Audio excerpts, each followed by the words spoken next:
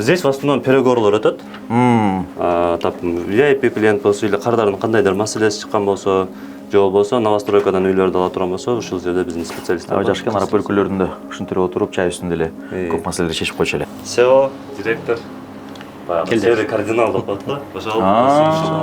Негизи стандартный риэлторский комиссиялар да бул 50% же 100% дегенчи. Умарлар болсо рынокто сындырган да. Булар демпинг кылышкан. Эмне кылып сындырган ачык? 10 000 сом? Булар услуганы 10 000 сомдо фиксированный койгон да. 10 000 рубль. 1 жылда бүткөн үйдү 4 жылга берип атат рассрочка. Подожди. Невозможно. Вообще логикага келбеген иш бул. Подвох болуш керек да бул жерде. Подвох чоң. Банктын жумушчулары жыргайт. Мисалы биз менен иштегенде. Эчтеке кылбайт да.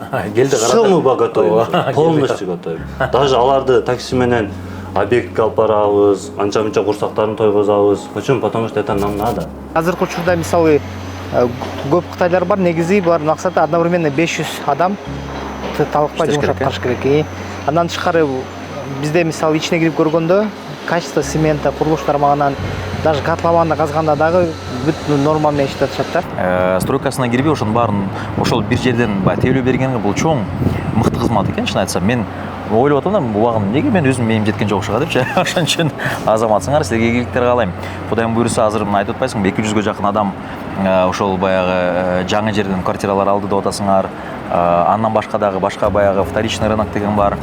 Көп жакшы нерселер кылып атасың. Бул эми үй алыш деген бул кыргызстандык гана үчүн эмес, баягы негизи адам баласы үчүн бул чоң бир жетишкендик да.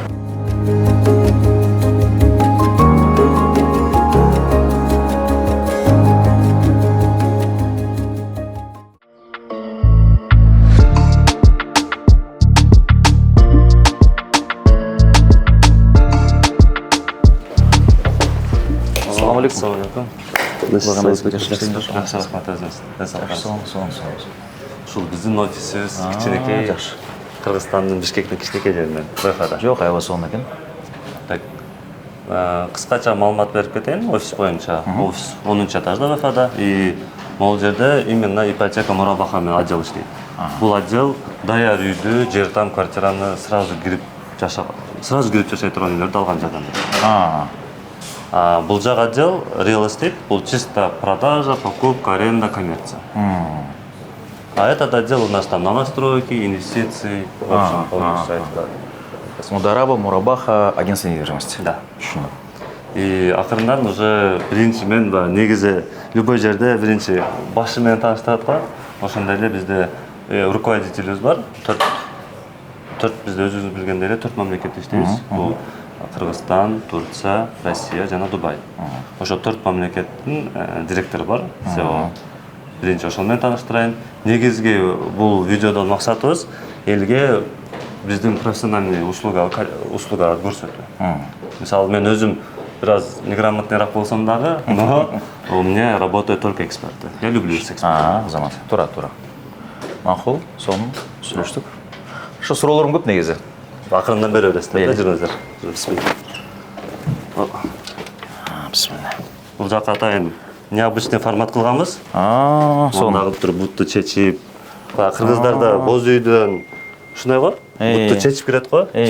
Жаман энергетика чакта калып туруп, жакшы энергетика. Сонун. И мондай жерде уже здесь в основном переговорлар өтөт. VIP клиент болсо или кардардын кандайдыр маселеси чыккан болсо, же болбосо новостройкадан үйлөрдү ала турган болсо, ушул жерде биздин специалисттер бар. Жашкан арап өлкөлөрүндө ушинтип отуруп, чай үстүндө эле көп маселелерди чечип койчу эле. Чет мамлекеттен келген инвесторлор бар, покупательдер бар. Аларды да калып келсең, ушундайбы деп мындай сүйүнүшөт да. Биринчи жолу ушундай офиске келип атабыз депчи. Башкачараак. Айтор любим выделяться, да? Бисмилла. Ал бул жерде команда экспертов. Кандайсыңар? Жана эле айтып кеткен жигит биздин 4 мамлекетибизде SEO, директор, келди кардинал деп коет го. Ошол Сегодня зеленый. Жакшы, сонун. Анда келе алса, жакшы келе алса. Кудайга шүгүр, жакшы.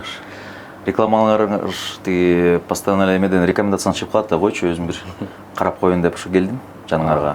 Кыргызстанда ошо 2024-төн беребиз. 24-төн бери. Өзү Москвада баштаганбыз. Мейли? Өзү Москвада баштаганбыз. Москвада 2020 баштаган. 2020. 2023-жылдары тиги согуш болуп кетти го. Ооба. ошондон кийин орустар, бизде орустардын базасы аябай чоң болуп калган да. Бизде Россияда эң эле чоң көйгөй бул учуп келгенден кийин мигранттын көйгөйү каякта жашаш керек да. Анан квартираны сатып ала албайсың, кыйын. Анан баарыбыз ижара менен иштешкенбиз да. То есть биздин жана ни русским не сдаём тигиндей мындай деген сөздөрдү биздин профессионалдар орустар менен сүйлөшүп, собственниктер менен биздин кыргыздарга алып берип, ошо 12 ай же 11 ай договор түзсөк, ошо полностью сопровождение кылып берчүк да. То есть собственник менен ызылдашып кетип, собственник чыгара берсе, мы несем гарантию биздин мекендешке, башка үйгө киргизип бергенгечи бесплатно ужечи. И также собственнику мы несем гарантию, то, что биздин мекендешибиз там 40-50 киши болуп жашабайт, же посуточный сдавать этпейт деп, ошондо эки жакка гарантия алып, ошентип база чоң болуп калгандан, анан 2023-тө тигилер катышты да байкуштарчы. Катышкандан анан көптөрү Кыргызстанга кетишти, Казакстанга кетишти. Релоканттардын баардыгы бирок Кыргызстанга көп турушпай Турцияга кетишип атты да. Турция же Дубайга. Анан ошентип тиги орустарыбыздын квартиралары Москвада калып калган. Аларды сатыш керек болуп бизге кайрылат. Биз сатып беребиз. Анан Турциядан үй алып берип баштадык. Анан Турцияда ачылып калды ошо. Турцияда кайсы шаарларда? Стамбулдабыз. Стамбулда. В основном Стамбулда элебиз. Керкесте Кемер, Анталиялардан алып берип турабыз. Бирок в основном только Стамбулдан алып беребиз да. Анан кийин Стамбулду бүтүрүп жакшы иштеп баштаганда 2023-түн аягы, анан кийин бир клиентибиз чыгып алып, Дубайдан үй алып берип калгыла деп калды. Анан ошо Дубай рыногуна кирип калганбыз. Азыркы убакта ошо биринчи Москвада, анан кийин Турцияда, Дубайда, анан 2024 патриотубуз менен ызылдашып атып, менин сөзүмдү укпай, Кыргызстанга келем, оңдойм, соңдойм, мошенниктерди жок кылам, биз жакшы механизмдер киргизели деп, ошентип Кыргызстанга келген өзү. Мен өзү 25 келдим. Мен келген эмесмин. Мен 25 февралда келдим. Ошондо канча жылдан бери чет жакта жүрдүңүз? Мен чет жакта өзү 2016-дан беримин. 2016. Мен Москвада ошо Москвада бакалаврды ошол жактан бүтүрдүм, магистратураны, азыр аспирантурада в основном окуп жүрдүм да. Негизи стандартный риэлторский комиссия бар да, бул 50% же 100% дегенчи. Омарлар баш 1 минут. 50% 100% неден? Сумма сделкиденчи, например, сиз 50 000 сомго арендага снимать этсеңиз, ошонун 25 000 сомун риэлтор алып калыш керек да. 50% дегендечи. Москвада ошондой же 100% алып калат. 50 000 сомго сиз квартира тапшырсаңыз, сизге 50 000 сомдан берет. 50 000 сом комиссиясын берет, э? Комиссиясын берет. Бирок бул комиссияны болсо, бул кимден алат? ВГД приобретатель алат да. В основном арендодатель эле төлөйт. Арендодатель эле төлөйт. Керкесте собственниктер төлөп калат. Бирок керкесте мындай случай болуп калат. Собственник өзүнүн риэлтору менен гана иштейм деген болуп калат да. Орустар только менин риэлторум бар. Ошол менен комиссияны сүйлөшүп алгыла деп калат. Умарлар болсо рынокто сындырган да. Булар демпинг кылышкан. Эмне кылып сындыргандар? 10 000 сом? Булар услуганы 10 000 сомдон фиксированный кылып койгон да. 10 000 рубль. 10 000 рубль. Кандай шартта, кандай ижара болбосун, 10 000 сом. 10 000 болду. 10 000 рубль. Тытырашып, пирожкидей баарды буларга кайрылышып. Бул эми баягы, тем более эми бир клиенттин мисалы бир келди эми сөзсүз түрдө баягы жылдап жашаган болсо сонун, бирок эми шарттар алмашып турат, 2-3 айда бир кайрым этет, кайра повторный заявкалар болот туурабы? Ошого жараша. Андан тышкары эме бар да, Кыргызстанда по рекомендации жакшы иштейт го. Дөйдө кеп. Ошол РСК кетти. Ошондо базаңар канча кишиге чейин көтөрүлдү? Бизде мисалы менин өзүмдүн телефонумда 2022-де 12 000 контакт бар болчу, сохранённый. Мен тиги 3000 контакт менен тиги менин контакттарыма көп деп атсам көрөсүз энди. Кыйла көп турбайбы? Бизде ошо Москвада собственниктердин квартиралары бизде 6 000 экен да. Мен ошо кече караганда ошо 6 000 собственник бар экен да. Ошолордукун сатып ошентип иштегенбиз да. Түшүндүм эми. Демек Москвага бара турган болсок, жата турган жеринде проблема жок. Проблема жок. Түшүнүктүү. Ошол жактан башталган турбайсыңарбы негизи, э? Негизи ошол жактан жардам беребиз деп, анан ошол баягы кыймылсыз мүлктүн ишин көрүп баштап, демек юридический жагын, документтерин жакшылап карап турсаңар, эки жакка тең гарантия берип берсеңер, ортомчу баягы риэлторский услуга алып берсеңер, демек айтып берсеңер, ошондон баштап анан дальше коюш болот деп берсең. Түшүнүктүү эми. Анан ипотека пайда болгон да. Ипотека кандай болду? 10 жыл, 20 жыл мекендештерибиз квартира снимать этип жашайт да. Алар ошо 60 000, 70 000 төлөшөт айначы. Анан кийин ошо Умарга бир кардарыбыз келген. Кардарыбыз келип, мындай башкача болуп эле келип, Умар мындай, анда бизде эми бизги исламский мындай өзүбүздүн взгляддарыбыз бар да. Анан ошо ипотека арам болбойт деп, биз ошентип жүрүп ипотека менен вообще Москвада иштеген эмеспиз да. Анан ошо кардарыбыз келип калып, Умар мен аябай жам настроением жок болуп атат, мындай условия болуп атат дейт. 10 жылдан бери мен бир орустан үй снимать этем дейт да. бир күн эле келип калды дейт, мындай торт, шампанский көтөрүп эле келип куттуктап калды дейт. О деп. Эмне болуп кетти? Өмүрүндө 10 жылда бир да жолу айнып келген эмес бул аял деп отуруп сүйлөшүп отурса дейт. Сен ошо мен үйүмдө квартира калганда, мен ошондо бир ай эртерээк мен ипотека алгам ушул үйдү дептир да. Азыр 10 жыл өттү, сен менин ипотекамды жаап бердиң дейт экен да. Элестетип койсоңуз, ошондуктан да тиги байкуш жана торту да кирбей калыптыр, эчтекеси кирбей калып, анан 10 жыл мурун өзү РФ жаран болчу экен да, баштан эле чал кыргыз байкетчи, двойной гражданствосы болчу экен да, Кыргызстандыкы да РФ жарандар, жана РФ жарандарды жанагындай семейный ипотека деген бар да, 6% менен 30 жыл калса болчу. Анан ошентип алып койсом, ошол 10 жылдын ичинде ошол үй меники болуп калмак экен. Мен жөн эле оруска төлөп отуруптурмун деп, анан умарды келип, кой, арам сарамыңды кой, бирдемке кылып мага ипотека алып бер дейт да. Анан эми биз эми кой деп изчать эте баштайбыз. Изчать эте баштап, ошондо тиги чоң алымдардын бирөөсү ошо Дарул Харп деп калган, ошо капыр мамлекетте сен өзүңдүн мындай закондорун кыймылдатканга уруксат жок. Капыр мамлекетте кандай закон болсо, например, христиан мамлекетинде же жана иудаизм мамлекетинде кандай закондор болсо, ошолорго баш ийишке экенсиң да. Анан ошон үчүн именно ипотекага там үй жок, вообще жана бирөөнүн колунда жашап, же кыйын акыбалдарда болуп калса, муктаж болсоң, ошондо гана алса болот деп уруксат берилген да. Анан ошентип уруксат берилгенден кийин анан биз бисмилля деп баштап, анан аябай бир катуу баштаганбыз да. Биз баштаганда орус компаниялар бар болчу, анан кыргыз компаниялар да бар болчу, рынокто мындай 5-6 жылдан бери жүргөнчү. Биз ипотекага киргенде 4 айдын ичинде 1 миллиард 200 миллион рубльге объект сатканбыз да. Ошо бул где-то 100төн ашык адамга үй алып берип алганбыз да, 4 айдын ичинде элечи. Доходу Москвада мындай да, например, сиз 10 миллионго үй сатсаңыз, новостройка же тиги болсо, ошол кезде комиссиялар жакшы болчу, 4% төлөп берчү да. Например, 1 миллиарддын 4% бул 40 миллион да. Албетте. Ошондой. Бизде сразу эле сөзүңүздөн сурап коеюнчу. Мен Кыргызстанда комиссиялар боюнча 2-ден 4-кө чейин деп билем да. Кыймыл смыкка жараша туурабы?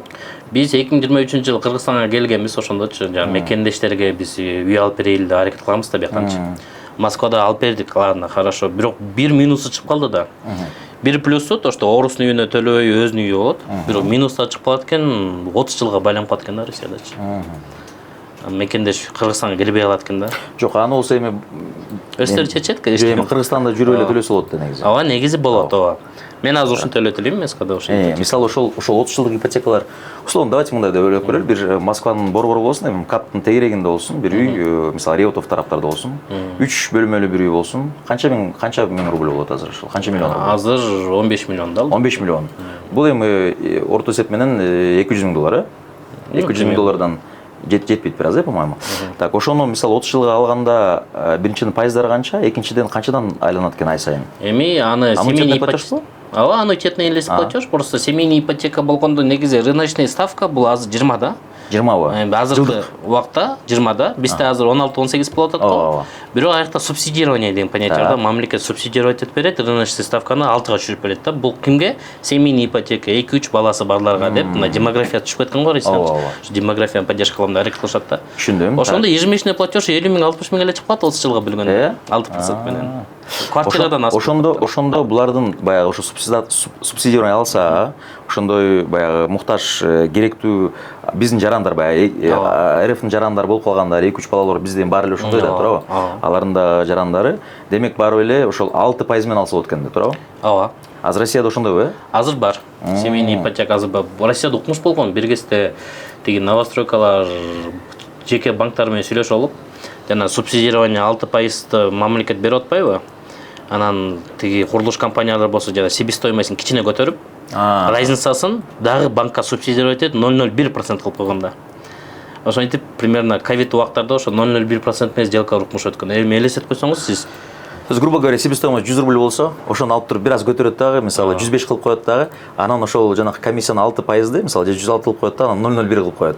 Маркетинг тараптан бул өтө бир эме да, гениальный маркетинг да. Сен кардар келип туруп, мен эчтеке демек 30 жылда мен квартиранын баасын болгондо алам деп өзүнө ошол баягы психологический бир эме кылат дагы, алып берет.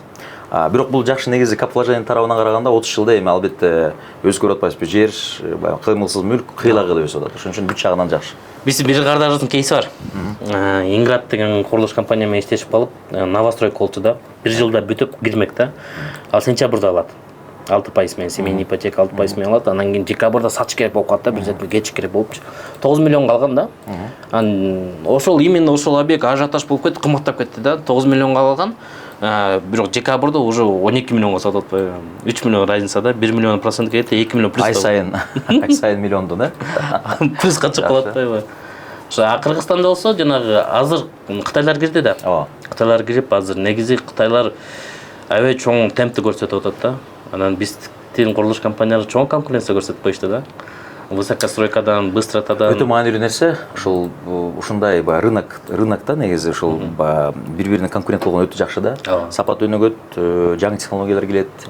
Анан өзүң менен өзүң монополист болуп, өзүңдүн билгениңди кыла берсең, бул баягы өнүгүү дагы аябай темпи дагы болот да. Сонун нерсе жакшы көрүнүш аябай. Ошо Кытайлар келип азыр 5% төлөп атат. 5%. Биздин кыргыздарга 5% эмес, 3% уже көп напряг да. То есть элестеткиле $100,000 батарея ала турган болсоң, 5%-ын $5,000 ошол Кытайлар өздөрү сатып берип туруп агенттерге берет экен. Аябай чоң. Как раз эме сизде деле определенный мындай адамдар көрөт го. Биз өзү негизи команда собирать этебиз всегда элечи.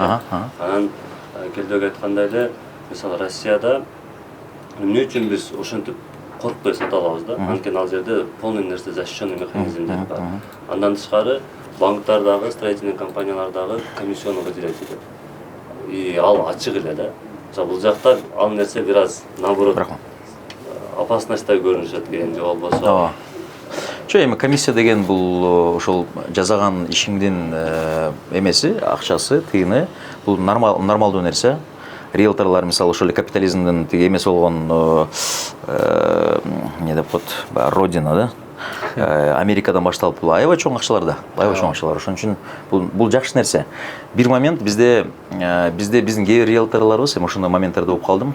Булар тиги сатуучудан да, сатып алгандан да алганга аракет кылышат экен. Эки тараптан. Эми анча-мынча туура эмес нерсе. Көбүнчө ошол тиги доходду ошол киришени ким ала турган болсо, ошондон комиссия алынат. 2%-дан 4%га чейин бул Кыргызстанда өтө жакшы деп эсептейм. Мисалы ошол эле Дубайда эми 6 комиссияга чейин чыгат да. То есть эми объектке жараша 1ден баштап 6-га чейин 6%га чейин комиссиялар бар. Эми ал жерде билесиңер, ал жерде ценник албетте 2-3 эсе көбүрөөк бизге караганда. Азыр ошо Кытайлар кирип жана 5%га көтөргөндөн кийин азыр кыргыз компаниялар кыйналып калды. Аябай кыйналып калышты да. Анан гикта чыгып, бизде эконом сегмент негизи кыйналып калды да. Курулуш сегмент азыр стагнацияга жөн эле келген жок да. Ошо стагнацияда турат атат го. Биз переходный этапта турабыз да. Либо азыр чогуу биригип туруп кыргыз компаниялар Кытайлардын технологияларын арттырып өнүгөт. Либо азайып башка компаниялар чоңоёт да, же биригет да, бир жыл. Бул сиз айтканыңыз, мен оюмча ошол баягы эволюция аркылуу эле ошого эле барабыз. Биринчиден, бирок силер мисалы ошол кыймылсыз мүлк департаменти деп жазып коюп турсуңарбы? Мага мен аябай эметпин, кызык нерсе, агенттиги дебичи. Силерге деле мисалы башка компанияга ошол эле барганда 2% аласыңарбы же Кытайларга 5% алганыңар силерге деле эме болуп анык болуп атпайбы? Элдин баарынын мотивациясы бар, соответственно. Силер ошол Кытай канча бир 5-6 компания бар бизде азыр? Андан көппү? Көп, эми көбүп кеттиби? Көп, бирок атак чоң. Да, анча-мынчасы. Жакшы проекттерди айтсак, бул Эвернью деген Кытайлардын теги советский эме магистраль менен Малдыбаевада. Хан Тенгри аябай чоң проект. Чаншань аябай чоң проект. Нео Сити чоң проект. Бул мындай авторитетный мындай. Бул Кытайлар биз примерно тааныйбыз да. Примерно акчалары бар, мына күчтүүрөөк Кытайларда. Бирок күчтүү эмес Кытайларда бар. Например, тети эме бар го, жана суу сактагыч бизде эме болуп атат го, жана затанувший лес бар го. Ошол жакта 700 гектар жерди алып алып, Манас Таун деген проект бар да, чоңчу. Аны убагында премьер-министр барып калып суу салышканда. Бирок турат да, көптөн бери иштебей аракет кылып. Азыр продажасы башталды. Асман шаарында болуп кыйналып атат да. Ошондой чоң проекттер бар да. Анан дагы чоң Кытайлар бар негизи келип атканча. Просто биз Россияда бир Кытайлар менен жолугуп сүйлөшүп калдым. Алар Өзбекстанга кирип атыптыр. Бул китайский государственный фонд экен. Алардын капитализациясы $76 миллиард экен да. Анан алар 1 миллиард доллар менен фонд кылып Өзбекстанга кирип атыптыр да азырчы. Азыр мына кулема мындай закулисный иштер болуп атыптыр. Анан Си Цзиньпин менен тиги Мирзиёев жолукканда ошол 1 миллиарддык контракт түзүлөт экен да.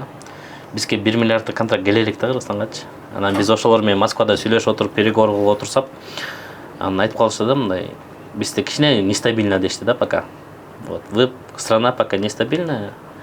Азыр выбордан кийин көрөбүз деди, если выбордан кийин Мен ушунча могул эски ипподромдогу Вьетнам компаниясы ошолордун жалпы инвестициясы 4 миллиардга чейин чыгат деп айтып атышат 20 жылда. Эми Аны ошондой деп айтып атышат, билбейм. ал Вьетнам компания жөнүндө биз изилдегенбиз. Биз бир чоң компаниялар менен иштештердин астында мындай аябай чоң изилдейбиз да. Негизи чоң инвестиция Кыргызстан үчүн Вьетнам компаниясы. Анан бирок да бизде жана Сингапурда да бир компания менен иштешебиз да, фонд мененчи. Ал фонддун акчаларын биз примерно осваивать этип беребиз да, керекей мамлекеттергечи. А фонд болсо бир компаниялар менен иштеш үчүн аларда корпоративный шпионаж деген понятие бар да. Открытый источниктерден эле мындай определенный кишилери жакшы мындай исследование кылып беришет да. Анан ошо Вьетнамдык компания боюнча биз заказ кылганбыз. Анан чоң документ жөнөтүшкөн да. Анан ошо Вьетнамда эми биз үчүн пока не стоит деген эмеге келгенбиз да, ошо биз пока аманат компаниясы, биз пока кире албайбыз Вьетнам компаниялар менен иштеше албайбыз дегенчи. А так 5% төлөшөт.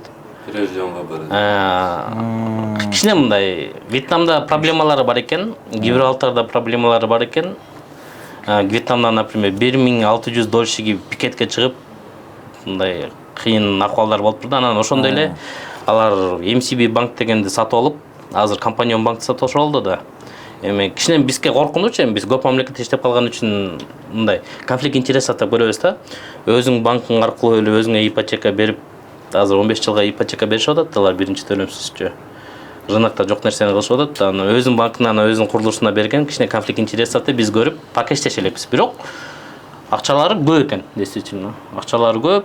Реально договорлорун көргөнбүз, жерин документтерин көргөнбүз, баарын көрсөтүшкөн да. Демек силер бирөө менен иштеше турганын астында барып өзүңүздөр изилденет экенсиңер, туурабы? Юристтериңер менен барып полностью документацияны көрөсүңөр. Ооба. Жердин бүт документациясын көрөсүңөр. Эгерде туура баягы мамлекеттик керектүү стандарттардан өтө турган болсо, окей. Биринчиден карадыңар, демек ошол эл аралык тараптан да изилдейт экенсиңер. Башка жерде биз мошенниктер көп эмеспи?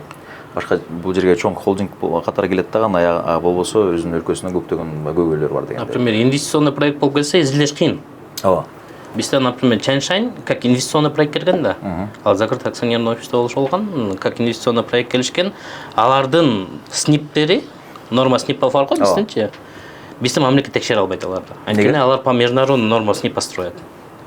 Алардын стандарты выше нашего стандарта. Они так говорят на самом деле, поэтому биздин азыр Гострой, например, азыр Чаншаньда текшере албайт да.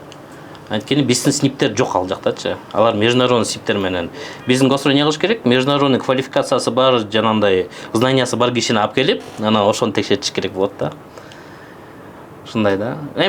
Альхамдулилля, я думаю, у нас рынок сильно развивается, на темп жилья бизде көп адамда үй жок да. Биздин подсчет боюнча 37 миллион квадратный метр дефицит бар да. Это примерно больше миллиона человек у нас в Кыргызстане не обладает жильем. Ошондо проблема болуп атат да. Анан гик кылып атат, Кытайлар кылып атат, кыргыздар кылып атканда бул жетишсиз бизгечи. Бизге башка механизмдер керек. Анан бизде ошо чоң проект бар. Мындай как раз сиз келип калдыңыз, ипотека от застройщика доступное жилье для народа депчи. Бизде азыр кандай болуп атат? Сиз, например, курулуш компания барсаңыз, акчаңызды прямой курулуш компанияга бересиз. Курулуш компания ал акчаңызды кантип колдонорун сиз билбейсиз. Ал гелик алабы, же вилла алабы, же экинчи катын алабы. Азыр популярный турбайбы бул жакта, тиги жакта популярный эмес, андайчы. Дубайда деле экинчи, үчүнчү катын анча популярный эмес да, биякта дайчы. Анан ошондой болуп, нецелевое назначение болуп кетип атат да. Анан бир свечканы бүтүрүш үчүн экинчи свечка куруп, экинчи свечканы бүтүрүш, үчүнчү свечка кассовый разрыв, таяк дольщиктер ызылдап чыгып атат. Биз айтып атабыз, escrow аккаунт киргизели, escrow счет. Бул дүйнө жүзүмдүк программа. Бул өзү Америкада чыккан, Европага келген, Казакстан, Өзбекстан. Бизге эле келбей койду да, дейчи. ошол. эскроу боюнча айтып берип коюңуз эми элдер түшүнсүн. Эскроу боюнча, например, сиз келдиңиз, курулуш компания менен, сиз мага келип мына объект жактыңыз дедиңиз. Эми ошол объектти алыш үчүн сиз акчаны мага бербей туруп, мен бул банктын үчөөбүздүн ортобузда эскроу счет ачылат. Сиз ошол счетко акча салып коесуз. Сиз жана М-банкта өзүңүз счетуңузду көрүп тургандай, этот счет будет заморожен. И мен куруп бүтүп эксплуатация бергенден кийин гана сиздин акчаңыз мага өтөт да. А эксплуатация берүү дегенде да бизде башка түшүнүшү турбайбы? Бизде Кыргызстанда мындай шантажный метод менен иштешип коюп калыптыр да. Эптепсиде куруп, эксплуатацияга берилбей туруп эле адамдар киргизе берет экен. Адамдар ичине ремонт кылып, ана минт коюшат экен. 80% адамдар ошо курулушта баардыгы куруп бүтүп, ремонтун жасап бүткөндөн кийин гана биз эксплуатация беребиз деп айткан да. Анан негизи ал эксплуатация эмне үчүн ала албайт? Анткени госстандарттарга жооп бербейт да. Анан байкуштар элдер ызылдайт, бизде эксплуатация бер деп, Урунтаев ызылдайт деп, айла жоктон барып деп берет экен да. Анан биздикилерчи. А эксплуатация берилбеген объект не бул? Коммерческий объект болуп саналат. Азыр биз Умар досум экөөбүз тиги атайын квартираларда жашап көрдүк да. ДДУ квартирада жашап көрдүк, анан эксплуатация берилген квартира. Эксплуатация берилбеген квартиранын кышында 20 000 коммунальный газ чыгат да, анткени коммерческий тариф менен берет да. Анан ушундай. Бир жерде суроо жаралып атпайбы? Сиздин акчаңызды мен колдоно албасам, мен кайсы акчага курам депчи. Мага банк кредитный линия ачып берет. Проектное финансирование деп коет, субсидированный ставка менен поэтапный. Котлованга, жерге, биринчи этажга, экинчи этажга деп банктагы текшерип турат ар бир этабындачы. Ар бир траншты берип атканда ошол целевое назначение деп коет, ошонун баарын текшерип карап специалисттер аудит кылып турат.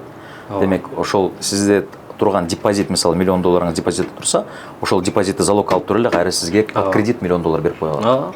Просто поэтапно, анан кийин мына профессиональный участник рынка кирет да бул жердечи. Туура. Өтө жакшы нерсе. Анан кандай болду ал нерсеңиз? Эми бизде көп күнгө кирип көрдүк да. Бизде бир киши чечет экен да, көрсөчү. Бизде президентская форма управления дегенде я недооценивал на самом деле. Мен өзүм ошо аз международный отношенияда окуп атам, анан мен ойлочумун, бизде институттар эле чечип коет депчи. Бирок госстроюдун деле баарын менен жолтук, управделар баар жакка кирип чыктык да. Бизде бир эле киши чечет экен да, бул Урмат Садынович Божевич. Бир гана ошо менен жолугуп ошо презентация кылыш керек. Эч туура көрсө киргизебиз. Туура көрбөсө анда азыркы темп менен жүрө беребиз да. Бирок бул нени берет? Биринчи, самое главное, это защита дольщиков. Эл эч качан алданбай калат да. Экинчиси не берет? Курулуш компания уже жанагындай чоң инвесторлорду привлекать этпей калат да. Аз курулуш компания кантип иштейт? Мына сиз экөөбүздө $200 000 болсо, курулуш компания боло алабыз да. Бул пайкеттин подрядчигинин лицензиясын эле алабыз. Үчүнчү кишинин жерин барып туруп долевой кылып сүйлөшөбүз. Анын жери долевой болгончо сразу кымбаттайт. Түшүнөсүз, наличка алганда, например, 2 миллион турган жер долевой кирип дегенде акчасын 4-5 жыл алат да. Долевой кир дегенде ал уже 2 миллион эмес 3 миллион туруп калат да. Анан кийин не кылабыз? Биз котлованга үчүн примерно $1 000 000 керек да. Биз инвестиция чакырабыз, 40% годовых төлөшөт. Баардыгы төлөшөт. Любой курулуш компания 40% төлөйт да. Ошентип эле жана бир свечка алса уже минусовой болуп калат да. Анан кийин жанагындай башталып атат да. А бул жерде уже жоголот. Банк сразу финансирование берди, бат-баттан көрдү, бат-баттан берди. Банкка не выгодно? Банк депозитти канчадан привлекать этет? 12-14% менен привлекать этет да. Анан кийин 18-19-20 менен размещать этет. Это в сомах. Доллардан андай жок. А бул жерде элдин акчасы бесплатный депозитарий болуп туруп, до ввода в эксплуатацию банкта турат да. У банка ликвидность повысится, денежное обращение повысится, у людей безопасно, у строительной компании деньги появятся, быстро строить и быстро делать. Анан себестоимость да азайтса болот. Либо процент ставканда чурса болот бул жерденчи. Анан манипуляциялар бар да. Например, азыр себестоимость строительных материалов не үчүн кымбаттап кетип атат 1 квадратный метр. Анткени бир эле компания бар, эми чоң аябай курулуш, ошого бир кабелди поставка кылган бир бала келген эмескечи. Анан дебиторская задолженность и компания, бул компаниянын ортосуна кандай кредиторский задолженность сурадым, $700 000 000 деди да. Алар кантип кылышат дедим да. Анан көрсө ал дистрибьютор экен. Кытайлык менен Казакстандын компанияны представлять этет экен. Алар ага 3 айга рассрочка беришет экен. Бул болсо ошол компаниялар 5 айга рассрочка берет экен да.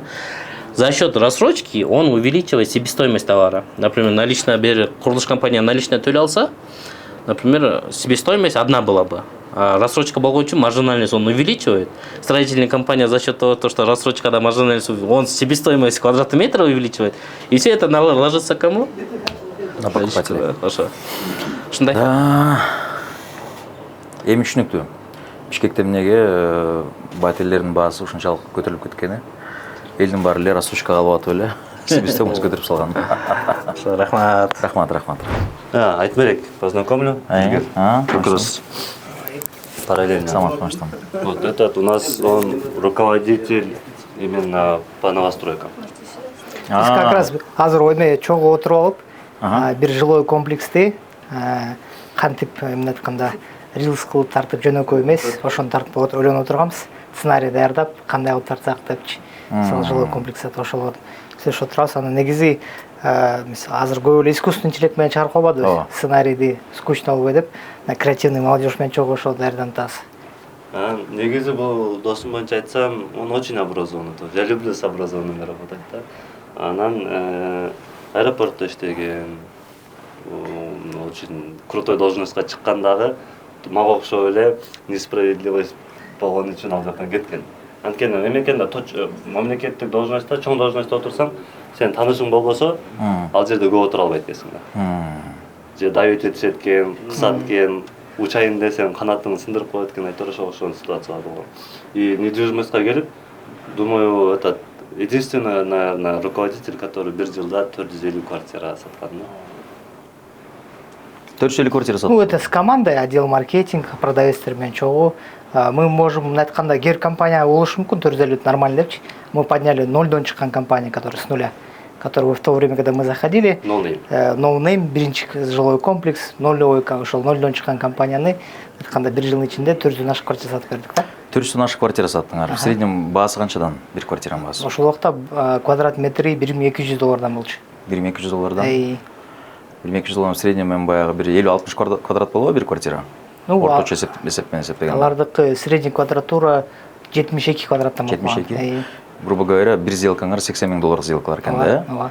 Ошондо канча пайыз комиссия аласыңар силер? Бизди 1% болгон. 1% Жакшы, $800, $804 көбөйтөбүз. Аба жакшы суммаларды алып келген турбайбы? Анткени азыркы цель 500 квартира. Бирок за полгода, до конца года. 500 квартира деп атасыңар, буюрса, э? Азыр биз жылдын ортосундабыз. Канчасын, пландын канчасын аткардыңыз? Биз жумуш башталган 2 жума болду. 2 жуманын ичинде уже 6 квартира саттык. А эмнеге 2 жума болду? Ну, мен мисалы буга чейин курулуш компанияда ал жакта иштеп жүргөм. Бияка келгениңизге жаңы? Бул жака келип. Жаңы келдиңизби? Мен ойлоп атпаймынбы, жанакы $3 миллион бул компания салып койду, доход кылып деп. Жок, биз башка компаниялар, кайсы компанияда иштедиңиз? Биз болсо Новотек. Новотек бул эмне? Кыймылсыз мүлк агенттигиби? Жок, бул болсо курулуш компания. Курулуш компания. Алар жилой комплекс Дубай салып атышкан, ошол жилой комплекс Дубайдан. Жилой комплекс Дубай Кыргызстандабы? Ооба, Бишкекте. Мен чөтүп калдым. Анын өзгөчөлүгү жайгашкан жери жакшы болгон, магистраль. Южный тарапчак. Анан экинчи курулуш компания бул Эверный жилой комплекс. Азыркы учурда мисалы курулуш компаниясынын бир эле колуң байланып калган бир эле компания сатып алат экенсиң да. Агентствода иштесең, сен болсо жакшы проекттер менен иштеп, клиенттерге бюджетине жараша средний сегменттен премиум сегментке чейин сата алат экенсиң. Теперь у нас вот такой вопрос, да, сизде появляется, да, почему он там работал, а кайра келди деп? Жок, өтө туура, логика туура эмеле болуп атат. Бул азыр өзү эле жооп бербеди суроосуна. Ал жерде деген бир компания туруп сен байланган болуп атасың, бир объектке байланган болуп атасың. Ошону гана бере аласың. Ассортимент ошондой эле. Бул жерге келдиң дагы, келеген магазин, грубо говоря, бир полкада товар сатасың, же кире супермаркетте товар сатасың. Экинчи цепочкасы бар, недвижимостька киргенден кийин мы же начали вместе работать, башында элечи, бирок биз новостройка сатпайт экен. Партнер катары иштегенсиңер да, силер бияка булардан барып, силер бияка булар каларлар сатышкандар туурабы? Башында башка историяңды айтсам, он очень интересно рассказывать. Биз аэропортто иштеп жүргөндө параллельно бизнесте кылып аттык. БФ-центрде 3-этажда кафеси бар болчу, Нуриста деген, птица ферма болчу. Нуриста деген кафең сиздики беле? Биздики болчу. Мисалы бизде ошол көп Омар, там Асель, ошол көп жылдыздар да келчү бизге. Бирок БФ-центрде ошол убакта, билем, Кыргызстанда негизи идеальный эмне айтканда инвестиционный эме болбойт экен да, постоянно переворот болушу мүмкүн, согуш болушу мүмкүн. Форс-мажорлар көп толтура экен. А бизде бул тармак биз үчүн өтө кыйын болду, себебинде турецкий кухня жалаң эт менен, мисалы кассаң 80 топ ошон жарым эт бересиң. Андан тышкары птица ферма иштедик, таможня кирип, Казакстандан жумурткалар 2 сомдон кирип баштады. А себестоимость биздики болсо чоң производство болгондон, айтканда 1 сом 70 тыйын болчу да. Ал убакта анан актабай калдык. Анан айла жок, аэропорттон да кетип калгансың, тиги кылбасын, таксига деп жүргөм 6 ай. Анан чота карасам Умар стористерин сиз айткандай кечке эле чыгып атат. Анан чогуу окудук эле деп чалдым. Классташсыңар. Эмеде авиационда чыгып калганбыз. Авиационный? Да, авиаторбуз өкүлүбүз. Кызым каяктан эле эмне деген маалыматтар чыгып атат. Тиги турчатник боюнча айта кетчү нерсе мен жакшы түшүнөм. Менде дагы көп жыл иштеткен кафелерим бар эле, ошон үчүн ал жагын өтө жакшы түшүнөм, өтө кыйын жумуш. Негизи ушул мен оюмча кыймылсыз мүлк болсун, баягы секторлордун арасында эң мындай кандай десем, ыраазычылык алып келген жана рискти аз кылган, жоопкерчиликти азыраак кылган ошол сектордун бирөөсү болуш керек деп ойлойм. Силердики азыр. Ошон үчүн бара карап, тияка урунуп, тиги производствого да кирип берсеңер, ошол тиги услугага да берип берсеңер, анан ошону аягына келип кыймылсыз мүлккө келгениңер бул өтө бул баягы сферанын үстүндөгү мындай өтө жогорку деңгээлде турган нерсе деп эсептейм да. Эмне үчүн дегенде маржасы аябай чоң. Кандай десем, чек өзү эле бийик болгон үчүн. Бул биринчиси. Экинчиси, адамдарга эмоция тартуулайсыңар да. Силер тияктан бияктан карап жакшы бир нерсеге себепкер болосуңар. Анан албетте ошол жерден баягы Умар айтмакчы, ошол Evernew'дан же башкалардан 5% алсаңыздар, бул аябай чоң доход экен да, демек. Демек, мен да ойлонойнчу, балким силерге келип калаттырмын. Иштегени. Ошондой болуп, жакшы. Бизде принцип бар болчу, строительный компаниялардын үйлөрүн такыр сатпайт. Башындачы. Андан кийин сата баштадык. Эмне үчүн? Аны дагы биздин жана эскроу проектибиз акырындан уже ишке ашып келатат. Ошол себептен бизге уже практика керек болуп атат. Местный проблема рыноктачы. Ошол андан тышкары ар бир новостройканы жана айтты го, бизде мисалы келди юристтер өздөрү профессионально текшерет. Анан экинчи вариант бар, бул мен кыргызча вариант менен текшерем да. Жакта ким иштейт эле?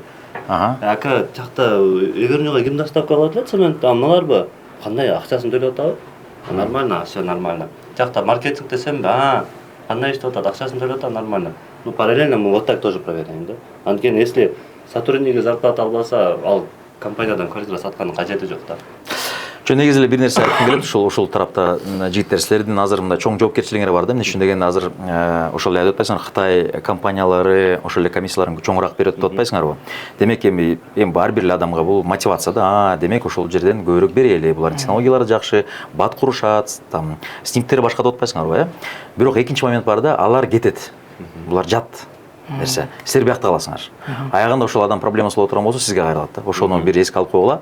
Эмне үчүн дегенде билесиңер, эми бизге баарыбызга эле маалым, бир 10-15 жыл мурун эле бул жерде аябай көп түрк компаниялары бар болчу.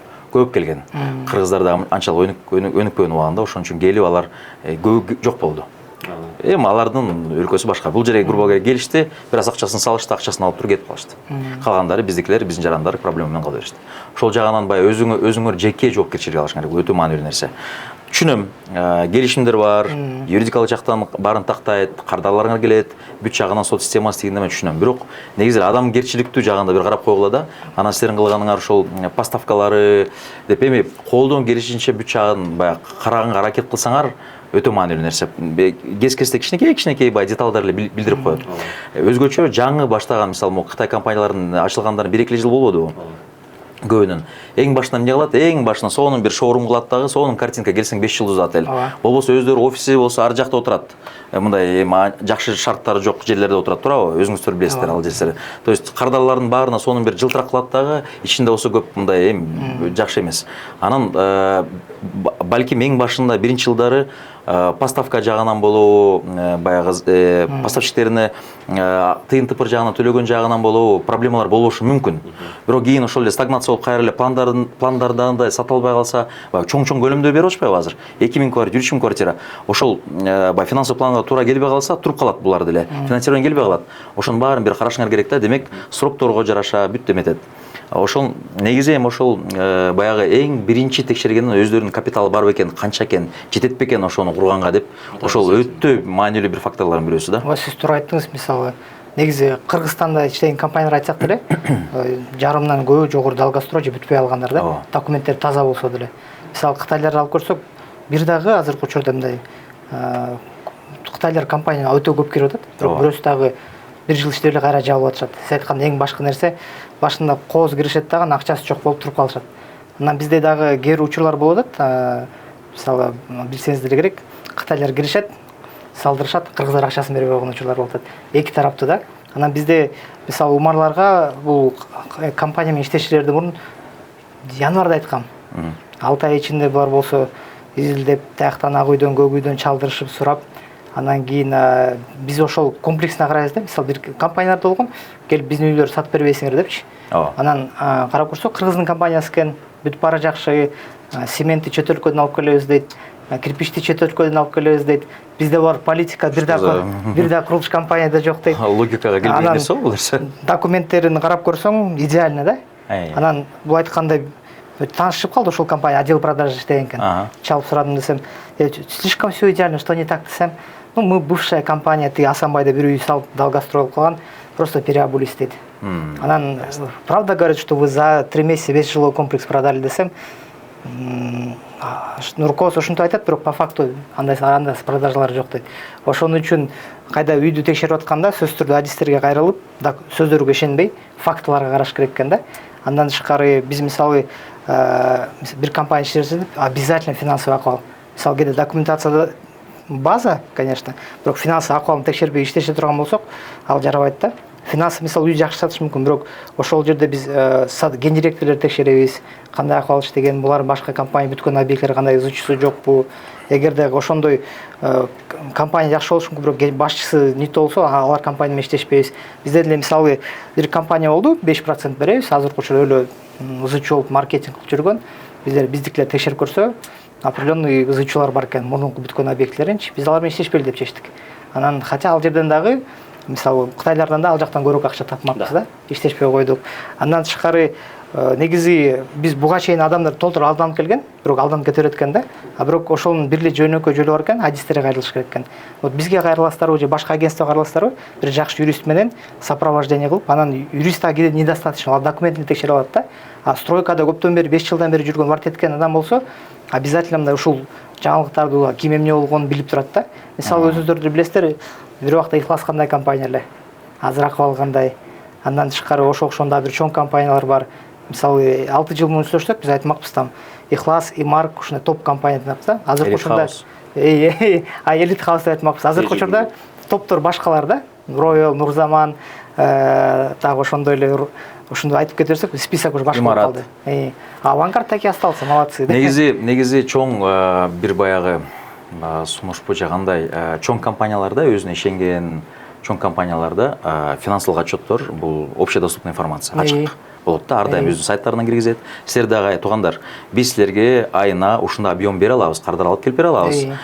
Ошон үчүн бирок аны кылыш үчүн бизге кварталдык, мөөнөттүү же жарым жылдык отчетторуңарды берип тургула, биз карап туралы деп дешиңер керек да, өтө маанилүү нерсе. Бул баягы бул өнөкөйлөрдү бул алар көргөзөт, бул ачык маалымат, ошон бул өтө маанилүү да. Силер деген тим аудит киргизип анан тиин кылат элек, муну кылат элек дебейсиңер, бирок тем не менее бар чоңураак крупный компаниялар өздөрү эле аудит кылып туруп отчетторун чыгарып турат. 25-жылкы отчет мындай болот, 26 мындай жеп атабыз деп пландарын айтып турат. Ошол жерде иштеген кардар, эми ал деген ошол компаниянын баягы өкүлү болуп атат да. Ошон үчүн кооз сүйлөй берет, айтып берет, руководствосу кандай десе ошондой берет, бирок ошону баягы биягынан туруп формалдуу жолугушууларга же формалдуу эмес жолугушуулардан акырын маалыматтарды алып, тем более бизде поставщиктер дагы белгилүү эле. Ошол эле бетон болсун, арматурасы болсун, бүт баары белгилүү. Тияктан бияктан эми таанышсаңар бар болсо керек, тияктан бияктан чалып эле кандай болуп атат, кандай объемдор берип атат, ошонун баарын карап эле билип алсаңар болот на самом деле. Көптөгөн ар кандай эмелер бар, эми бул жерде инструменттер бар. Баягы силердин командага айтайм, ким жетишпейт экен. Бир жакшы бир журналист керек экен, расследовать. Журналист расследовать коюп койсоңор болду, мына мол компания бар, ошонун баары иликтеп берчи десең, бир жумада сонун бир отчет чыгарып берип туруп, мынакей биягын карадым, биягы мындай экен, бул логикага жатат, бул жатпайт деп туруп эле силерге бир берип коюш мүмкүн да.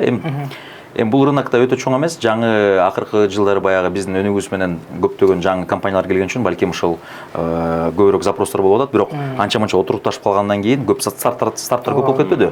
Отурукташып калгандан кийин, түшүнүп калгандан кийин уже менин оюмча уже кийин баягы бул процедураны өтөп болушуңар керек деп ойлоп атам. Постоянно баягы туруктуу түрдө мындай стратегиялык партнерлоруңар болот, ошолор менен иштешип кете бересиңер. Азаматсыңар, жакшы нерсе. Эгерде Кыргызстанда кыймылсыз мүлк агенттиктеринин баардыгы ошентип изилдеп жоопкерчилигин түшүнүп ошо биздин жарандарга туура маалымат берип, баягы мага айтышты, тигилер мынтип айтты эле, мен ошону силерге берип атам эмес. Факттын негизинде, документтин негизинде ошонун баарын, мынакей биз көз көрдүк, ушундай болуп атат, мындай болуп атат, мындай болуп атат деп айтсаңыздар, анан биз дагы жоопкерчиликке алабыз. Мынакей, потому что келишимиңер бар да, туурабы? Ушундай деп эметсеңиздер, бул өтө туура нерсе. Анан бир эме айырмалын байкадым, мисалы агентстволор көп да. Эртеси күнү бирөө туура эмес маалымат берип, не десе мен ушуну уккам деп коет да, мага ушундай айткандай. Анан болду, ответственность алышпайт. Ким ответственность алат экен? Баягы личный бренд жүргүзгөн адамдар. У них репутация дороже всего болот экен да. Вот мисалы Умардын иштеген мисалдарыңар канча үй адам алган, мындай айтканда ал жерде бүтүп бары плохой отзыв таппайсыңар да. Умардан үй алдым эле мында жаман болуп чыкты деген. Жок кандай. Умар соц тармактарын жакшы тазалап турат турбайбы эле. Умеет, нужно учиться деп. Тамаша. Бул жакшы нерсе. Негизи бир нерсенин идеалдуу болушу же адам болобу же проект болбойт. Эгерде ошондо болсо эле, демек бир күмөнүм бар да. Мисалы менде ошондой. Ошондуктан сөзсүз түрдө бир нааразы болгон же бир адам же кардар болуш керек. Бар анда. Болуш керек. Ошон үчүн аларды дагы баягы максимал түрдө тазалап калтырып кой. Ишин дегенде прям идеалдуу болсо, бул жерде что-то не то да. Тем более Кыргызстанда жашап. Кыргызстанда тем более биздин шарттарда. Ошол себептен. Жакшы. Азыркы учурда канча строй компаниялары мындай жакшы туруктуу, анан чоң объемдордо иштеп атасыңар? Мындай бүт силердин дагы бүт мындай маалыматка доступ бар. Кайсыл компаниялар мисалы сунуштай аласыңар? Биз мисалы азыркы учурда мисалы көп компания документтен эмес, финансовый акыбалдары жакшы компаниялар бар да. Допустим, могу компания алсаң, у них акчасы курулуш компаниясы башка жактан чоң акча түшөт дегендер бар. Мисалы кээ компаниялар бар, строительный сегменттен тышкары, мисалы кофейный бизнес или башка бизнестери номер 1 сферада брендтер чыккан. Мисалы Level. Level? Да. Так. Мисалы Level компании многие недооценивают, но это компания, которая стройматериал даже авангарду продает, да? Так, а кайсыл хорика сегментинде эмне деген проекттер бар Level'дин? Level аттарын билбейт экенмин, забыл, вот мисалы туңгуш жасалып атышат, уже бүткөн үйлөрү бар. Мындай айтканда мындай чоң радиоз эмес, бирок мындай айтканда финансовый акыбалы абдан жакшы компания. Мен укпап турмун мисалы вообще. Мисалы туңгушта бир дом бар, озеленение 60-70% озеленения. Уже подход отношениям, да? Мисалы кээ компаниялар менен биз мисалы документтери таза, бирок клиенттердин болгон мамилеси начар болсо, мисалы 1-2 компания бар, келип чалат. Айтмерек могу үйдөн ала берейин деп көрө. Бир маалыматты кирен өзүң ойлон десең. Үйдү 2 жыл кечиктирип бүттү, лифтин коюп берген жок. Клиенттер болгон мамилеси ушул. Эми ойлонуп көр, алсам албасам десем такой, надо подумать дейт да. А бул кээ компаниялар бар, действительно клиенттерине жакшы продукт бергиси келет. Мисалы А+ компания. Ну, какие у него деньги, если определенные люди знают, А+ уже эмесин көрүнүп турат. А кээрлер бар, эч нерсеси жок, бирок акчасын бар кылып максимально көрсөтүп койушкан. Ну, уже сколько раз судится. Акчасынын баардыгы маркетинг да? Маркетинг. Просто мындай момент бар да. Мисалы, сиз постоянно бир кофейняга киресиз, бир тамагын жейсиз да, постоянночу. Ну, вы там не знаете, что есть еще другое блюдо, оно вкуснее, да? И быстрее готовится. То же самое, да? Бишкекчане знают, көпчүлүк ойлонот экен, мы знаем, что выбирать, депчи. Нет, ошибаетесь. Потому что есть те объекты, которые бир жылда бүтөт. Бирок 4 жыл рассрочка төлөйсүз. Выгодно? Кыргызстанда бар ошондой объекттер. Вот видите? Мисалы? Мисалы, не, я не буду это говорить. Неге жакшы да, айтып бериңиз. Нет, аны бизге кайрылсын лучше. Жок отуруңуз, азыр сөзүңүздөн кармайын. Действительно ошондой. Да. Бир жылда объектти бүтүрүп берет. Бир жылда бүтөт, 4 жыл рассрочка. 4 жыл рассрочка. Баасы кандай мисалы? Баасы канча? Негизи анын сегментинде үйлөр Кыргызстанда 1800-2000 доллар турат да. Кайсыл сегмент бул? Допустим, премиум бу. Премиум, биздин айтканда общий название, рынокта премиум деп айткан сегментке. Хорошо. Бирок ошол премиум сегменти 300-400 доллар арзаныраак берип атат. Анан булар фишкасы менен киргенде бир жылда бүткөн үйдү 4 жылга берип атат рассрочка алып. Подожди. Невозможно. Вообще логикага келбеген иш бул. Подвох болуш керек да бул жерде. Подвох в чём? Подвох в чём? Бизди ошол компанияга мени сатуу бөлүм жетекчиси катары чакырышкан. Так. Анан бул Кытайлар ачык эле. Бул квотаны сиз өзүңүзгө жеке алдыңызбы? Жок, биз айтканбыз. Элдин баарына берип атат ошондой. Алар айткан, биз 2000 доллардан кылып сата ал дейт да. Так. Басымдан айлалы деп мындай дейт. Анан кийин айттым, силер ушундай тактикаңарды түшүндүм. Ушундай тактика менен могу компания бар. Бир жылда 6 үй сатты. Хотите так же десем, деп туруп калды. А что нужно делать айтмерек? Есть принцип элементарный Паретто. 100 адамга выгодный цена менен бергиле, артынан дагы 500 адам келет. Ошондо чектелүү бир эме экен да, сунуш экен да бул, туурабы? Чектелүү сунуш, чектелүү акция. Демек ошондо келе турган болсоңор бересиз. Канча первоначальный взнос канча? 30%. 30% бересиң. 4 жылга, то есть 48 айга рассрочкасын аласың дагы. Бир жылда үйдүн ключун аласың. подписывал. Бул болсо ошто мына Дагы эле бар ошондой үйлөрүңүз? фактымен тактап коелу. Мисалы биз ал үй март жаңы жыл, то есть китайский Новый годтон кийин башталды. Февральда. Мартта стройканы катуу киришти. Азыркы учурда июньда турабыз. Плиточный фундамент, -2 этаж, 8 этаж кылып, уже 9 этаждын общий 10 этаждын жумушун 3 айда тургузуп коюшту. При этом сиз барып ничего себе. өзүңүз менен бересиз. Бизде азыр мисалы клиенттер менен бир нече компания баргандан кийин баары бир ушул тандап алышат да. Потому что сиз айткандай рынокто башка вариант жок. Бир жылда бүткөн үйдү 4 жылга берип, аны 30% менен деп. Ошондо булар канча үйдү чыгарып ошондо спецпа менен берип атышат? Негизи башына 100 үй деп сүйлөшкөнбүз. Бизде баягы айда эле 135, ушул айда эле 135 квартира сатылып кетти. Они уже сейчас собрание кылып хотят остановить эту акцию, что басында кымбаттатабыз и акцияны да азайтабыз депчи. И то, что мисалы жана 5% комиссия тоже алда азаят. Бул потому что акция была, чтобы Кыргызстанга бум болсун деп, билсин депчи. Жакшы. Умный ход. Буну биз дагы любой көбүнчө строительный компаниялар кээде ачылып атканда кээ биркилер биз менен кеңешишет. Ушул умный ходду биз түзүп бердик строительный компания. Потому что билесиз, алар жаңы келип атканда бул 2025-жылы декабрь болчу. Декабрь, январь сезон дегенде көп компания ойдогудай продажаны кыла алган эмес. Январда деле продажа кыла алышкан жок. Бирок вот эта схема, биз бул схеманы өзүбүз ойлоп тапкан жокпуз. Кайсы компаниянын схемасы жакшы иштеп атканын көрүп туруп эле ошолор жакшы фишкаларын буларга бердик. Бул фишкадан ичинде 3 блок бар эле, 3 блоктун уже 50% ашын сатып койду да ушул акция менен эле. Одним словом, они умеют анализировать, да? Сон. Вторичка, новостройка, бирок бүткөн үйлөр. Бүткөн үйлөр. Же болбосо бизде еще аз жаңы отдел ачылган именно подрядтардан. Ал боюнча азыр тоже лайфхак. Аябай профессионал своего дела. 4 жылдан бери Кыргызстанда жакшы эле продажалар кылат. Айына жок дегенде 8 000 доллардан выше чек кылат. Это наш Ильяс. Мен бир жагынан күйөп алам. Экинчи жагынан короче профессионал своего дела. Мындайраак туруп алалы, жүргүлө. Что-то там, оказывается, этот сильно ярко. Ошондо сиз канча жылдан бери алектеңиз? 4 жылдан бери. 4 жылдан бери. Ошондо да бир риэлторсуз туурабы? Да, я риэлтор. Риэлтор, вторичка. В начале своего опыта, да, вторичкой занимаются все. Но, не знаю, с домами, которые не завершены или которые подписывались, с ними намного легче. Серьезно? Почему? Как вам сказать? Можно найти общий язык с любым человеком. Так. Во вторичке очень сложно именно с хозяевами, либо с клиентами, потому что в основном именно во вторичке, как вам сказать, люди очень привередливые. Вот так. Привередливые? Да, в этом плане. Ага, интересная мысль. Никогда бы не подумал. Да. То есть вам намного легче работать с новыми домами? Да, я в основном ими занимаюсь. Ими занимаетесь? Да. Ясно. Сколько вам лет? За наличку, не за рассрочку, не за наличку. У меня только в основном нал. Нал? Да. То есть вы выбираете, так, вы бартером, рассрочка нет, вы не мой клиент? Бартером я... Или как бартер вы? редко. Нет, а как вы, например, то, что вы рассказали, то, что вы выбираете клиентов, у меня только нал, вот для меня вот это интересно. Как вы выбираете? В основном по сарафанному радио к мне приходят. То есть вот, оказывается, Ильяс классно работает, он классно продаст по налу, что ли? Да. Так приходит? Да, само собой. Я в одном объекте могу 2 квартиры продать, другие увидят и начнут уже... Сколько вам лет? Мне 24 года. 24 года. Просто я вижу, что вы молодой, и в целом, как вот у дяденек, тетенек, у кого много денег, доверяют молодому специалисту? Проблем нет с этим? Возраст я просто свой товар знаю от А до Я. Возраст нет, никоим образом не мешает. Не мешает, да? Отлично. Хорошо, для того, чтобы продать, условно, как вы сказали, свой товар, вообще какие у вас критерии? Как вы определяете этот товар, чтобы вот именно его продать? Это какие компании? На что вы, какие основные критерии, например? Что вы можете посоветовать нашим гражданам? На что сделать упор? Упор? Да. При выборе. Ну, понятное дело, локация это в первую очередь, да? Да, дальше? Локация это в первую очередь. Так. Вторая это скорее узнаваемость бренда.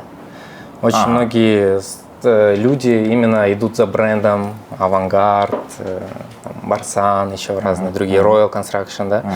И скорее люди чаще смотрят на бренд, чем на документы. Они больше верят бренду, чем на документы. Это неправильно? 50 на 50. Если, например, такое, что, ну вот как вы обозначили, сейчас конкретно к этим брендам не будем Да, говорить, да, но конечно, есть, само например, есть компании, которые действительно очень сильно усилили маркетинг, но, допустим, документация не соответствует. Конечно, Есть такое? конечно. Их много? Да, есть. Есть у вас компании, с кем вы принципиально не работаете? Не знаю, что прям так скажу, что принципиально не работаю. Ну, все знают, например, у нас были... N-Group. С N-группом не работаете. Да. Почему?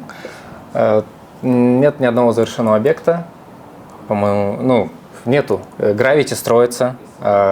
Атмос они выкупили на этапе строительства. Знаете, на Тухтуола, Не где знаю. у них офис находится. Ага. Элемент. Там у ОСК было очень много выпусков насчет этого, что назначение Земли – это конница, что ли. Вот. Фермерское хозяйство. Окей. Да. Ага. Это как-то так. Ага, интересно. А, помнится мне, N-Group прям очень хорошо рекламировался. На Там маркетинге. даже блогеры, да, приезжали из Казахстана. В маркетинге им нет равных. Это однозначно. То есть, так, хорошо, давайте тогда с фаворитов начнем. А кто ваши фавориты? Кого вы, например, с удовольствием рекомендуете? Какие объекты? Какие объекты? Авангард – это топ-1, бесспорно. Но у них тоже, конечно, есть свои косяки. То есть, у них дорого. бытуют слухи, что авангард уже не такой качественный, как раньше. Это правда? То есть они уже так не строят, то есть немножко уровень Можно и потеряли. так сказать, да. Не, я бы так не сказал. Я бы сказал, появились лучше. Появились лучше, чем они? Да. Появились лучше, качественнее, премиум, более клиентная ориентированность. А у Авангарда нет уже такого. Хочешь купи, хочешь салам алейкум. Авангард, Так же так работает. авангард просто очень давно на нашем рынке, поэтому многие люди им доверяют. Просто из-за этого только. А так, если взять по объектам, по ЖК, то есть лучше, намного выгоднее. При финансово, финансы компании, статус компании, есть и выгоднее предложения. Просто вопрос в том, что у нас же индивидуальный подход к каждому. Человек пришел, он хочет купить квартиру. Или же инвестиции. Или же он хочет когда-то что-то с этим что-то сделать. Или же он хотел купить коммерцию, но не хватает денег. Мы найдем способ, потому что у нас есть варианты, где сейчас на рынке продают по 1300, а у него по 900. Интересно. В общем, я понял. К вам нужно обращаться те люди, у кого есть деньги, да? Да. Не, вот эту информацию у него спросите, потому что Без денег. людям интересно. Ну, условно, например, вот если у меня первоначальный взнос, я хочу в рассрочку взять. Не, именно не в рассрочку, а за наличку. За Допустим, наличку. те объекты. То есть вы, если в рассрочку, то к другим менеджерам отправите? Нет, рассрочканы өзінің немесі ротация. Все понял. А у него какая фишка? Допустим, где объект продает по 1500, он может найти по 1100. Вот в чем Это фишка. серьезно? Это, смотрите, ценообразование в строительных компаниях, она идет всегда каким образом? Это они считают полностью затраты на земельный участок, материалы, и таким образом получается ценообразование. Потом, когда вы звоните в строительную компанию, они вам называют цену. После этого они вас приглашают на консультацию. Приходите к нам в офис, мы все обсудим и по скидкам, индивидуальным скидкам. И там начинается уже скидывать. И, наверное, максимум, что могут скинуть строительные компании, это 100 до 100 долларов, мне кажется. Потому что они спускают по 20, по 30 долларов с квадратного метра. А как у нас работают по старинке? Вот сейчас Умарбеке сказал, у нас очень много новых строительных компаний, да, где уже класс выше, да. А по старинке работает у нас один подрядчик кирпич, один подрядчик фасад, один подрядчик окна и один подрядчик бетон и так далее. И многие строительные компании, так скажем, им вместо налички дают квартирами, а подрядчикам нужно, так скажем, обналичиться. В общем, я понял. Вы в первую очередь с подрядчиком работаете? Да. С их квартирами. Все отлично, я понял. Окей. Хорошо. Что обычно у строителей самих вызывает обычно недогодование, потому что они держат, то есть подняли определенную цену, а подрядчики они скидывают и продают. Окей, я понял. Да, но здесь тоже люди должны понять, что когда вы покупаете по 1300, вы покупаете на 3 года рассрочку, а по 900 за Мало, нас сразу. да. Но по-любому будете ждать 3 года. Ну, там на самом деле очень, да, там очень много факторов. Во-первых, объем, да, то есть какая квадратура очень важный момент. Насколько ликвидна недвижимость, да, коммерческая, обычная жилая, 2.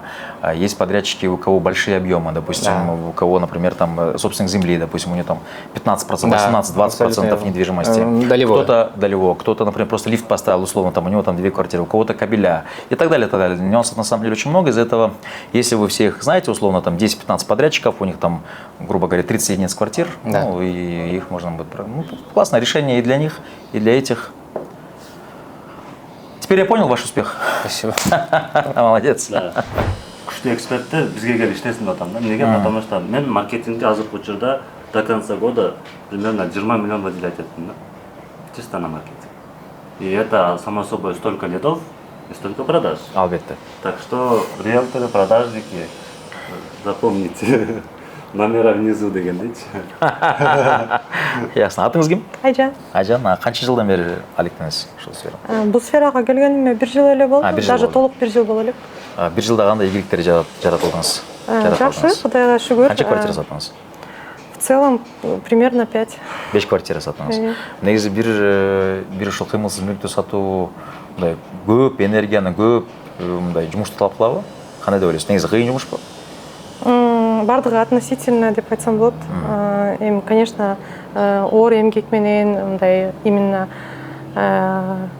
труд физический кылып аткан адамдарга караганда жеңилирээк жумушум, а бирок мындайча бул жумуштун да өзүнүн орчулуктары бар. Албетте. Ошол 5 квартираны сатыш үчүн канча адам менен потенциалдуу клиенттер менен сүйлөшүп чыктыңыз да ошол конверсия 5 болду? 100 адам барбы? Конечно. 100 бар, э? Общий ушул 6 айдын ичинде 85 объект болгон. Ошол 85 объекттин ичинде ар бир үй сатып аткан тарап менен дагы, анан үй алып аткан тарап андан 5 эсе көп деп айтсам болот. Ошондо примерно даже 500га чыгып калат го. То есть демек, эгерде мындай аябай, мындай орусча айтмакчы грубо эсептегенде, конверсия 1% экен да. 500 сделканы карап, анан ошонун арасына 500 сата билсең, демек ошол 1%. Бул то есть жеңил эмгек эмес, жеңил иш эмес да. Бул өтө маанилүү нерсе. Бир экинчиси, бул жерде стратег болушуң керек. Бул жерде адамдар менен коммуникацияларын түзүп, алардын жөн эле мындай, ай мен сага жардам берем, мен сага сатып берейин, сатып алайын деген эмес. Бул жерде жеке мамиле өтө маанилүү. Туура, психология, коммуникация, тыгыз байланыш, мониторинг, азыр маалымат көп, риэлторлор көп. Бир сүйлөшөсүң, унутуп коет, бир жумадан кайра чаласың, ошол постоянно баягы туруктуу убакыт алар менен сүйлөшүп кылгандан кийин гана болсо керек. Мындай өтө жеңил дагы клиенттер болот. Негизи макул, мен сага ишендим, давай дегендер да болот. Кээ бир болсо, кээ бир да болот, бирок аны 6 ай артынан аркылап жүргөндөр да болот. Ошон үчүн Алжанды түшүнөм. Эң ушул сиз айткандай кыйыныраак болгону ошо эң баштапкысы эле ошо үйдүн басын наркын туура аныктоо эң кыйын экен да адам үчүнчү. Өзүнүн объекти ага башкача бир көрүнө берет. Анан сиз айткандай эгерде эксперттик мнениеңди угуп сразу басын туура коюлган болсо, ошондо биздин да жумуш алардыкы да жеңилирээк болот. Бир эле ушу 5 ай бою сопровождать этип келаткан бир сделкам бар болчу. Басы туура эмес коюлгандыктан ушунча убакыт бою мен аны этап менен өткөрүп анан эми гана мынакей сделкага чыгып атабызда сатылды. Ошондой да, бирок 5 ай убакытын кетирди өзүнүн туура эмес эме коюлгандыктан. Туптуура айтасыз. Бул жерде бул ар бир ошол кардардын ошол жердеги баягы эмне коет, жанагы собственник, хозяин.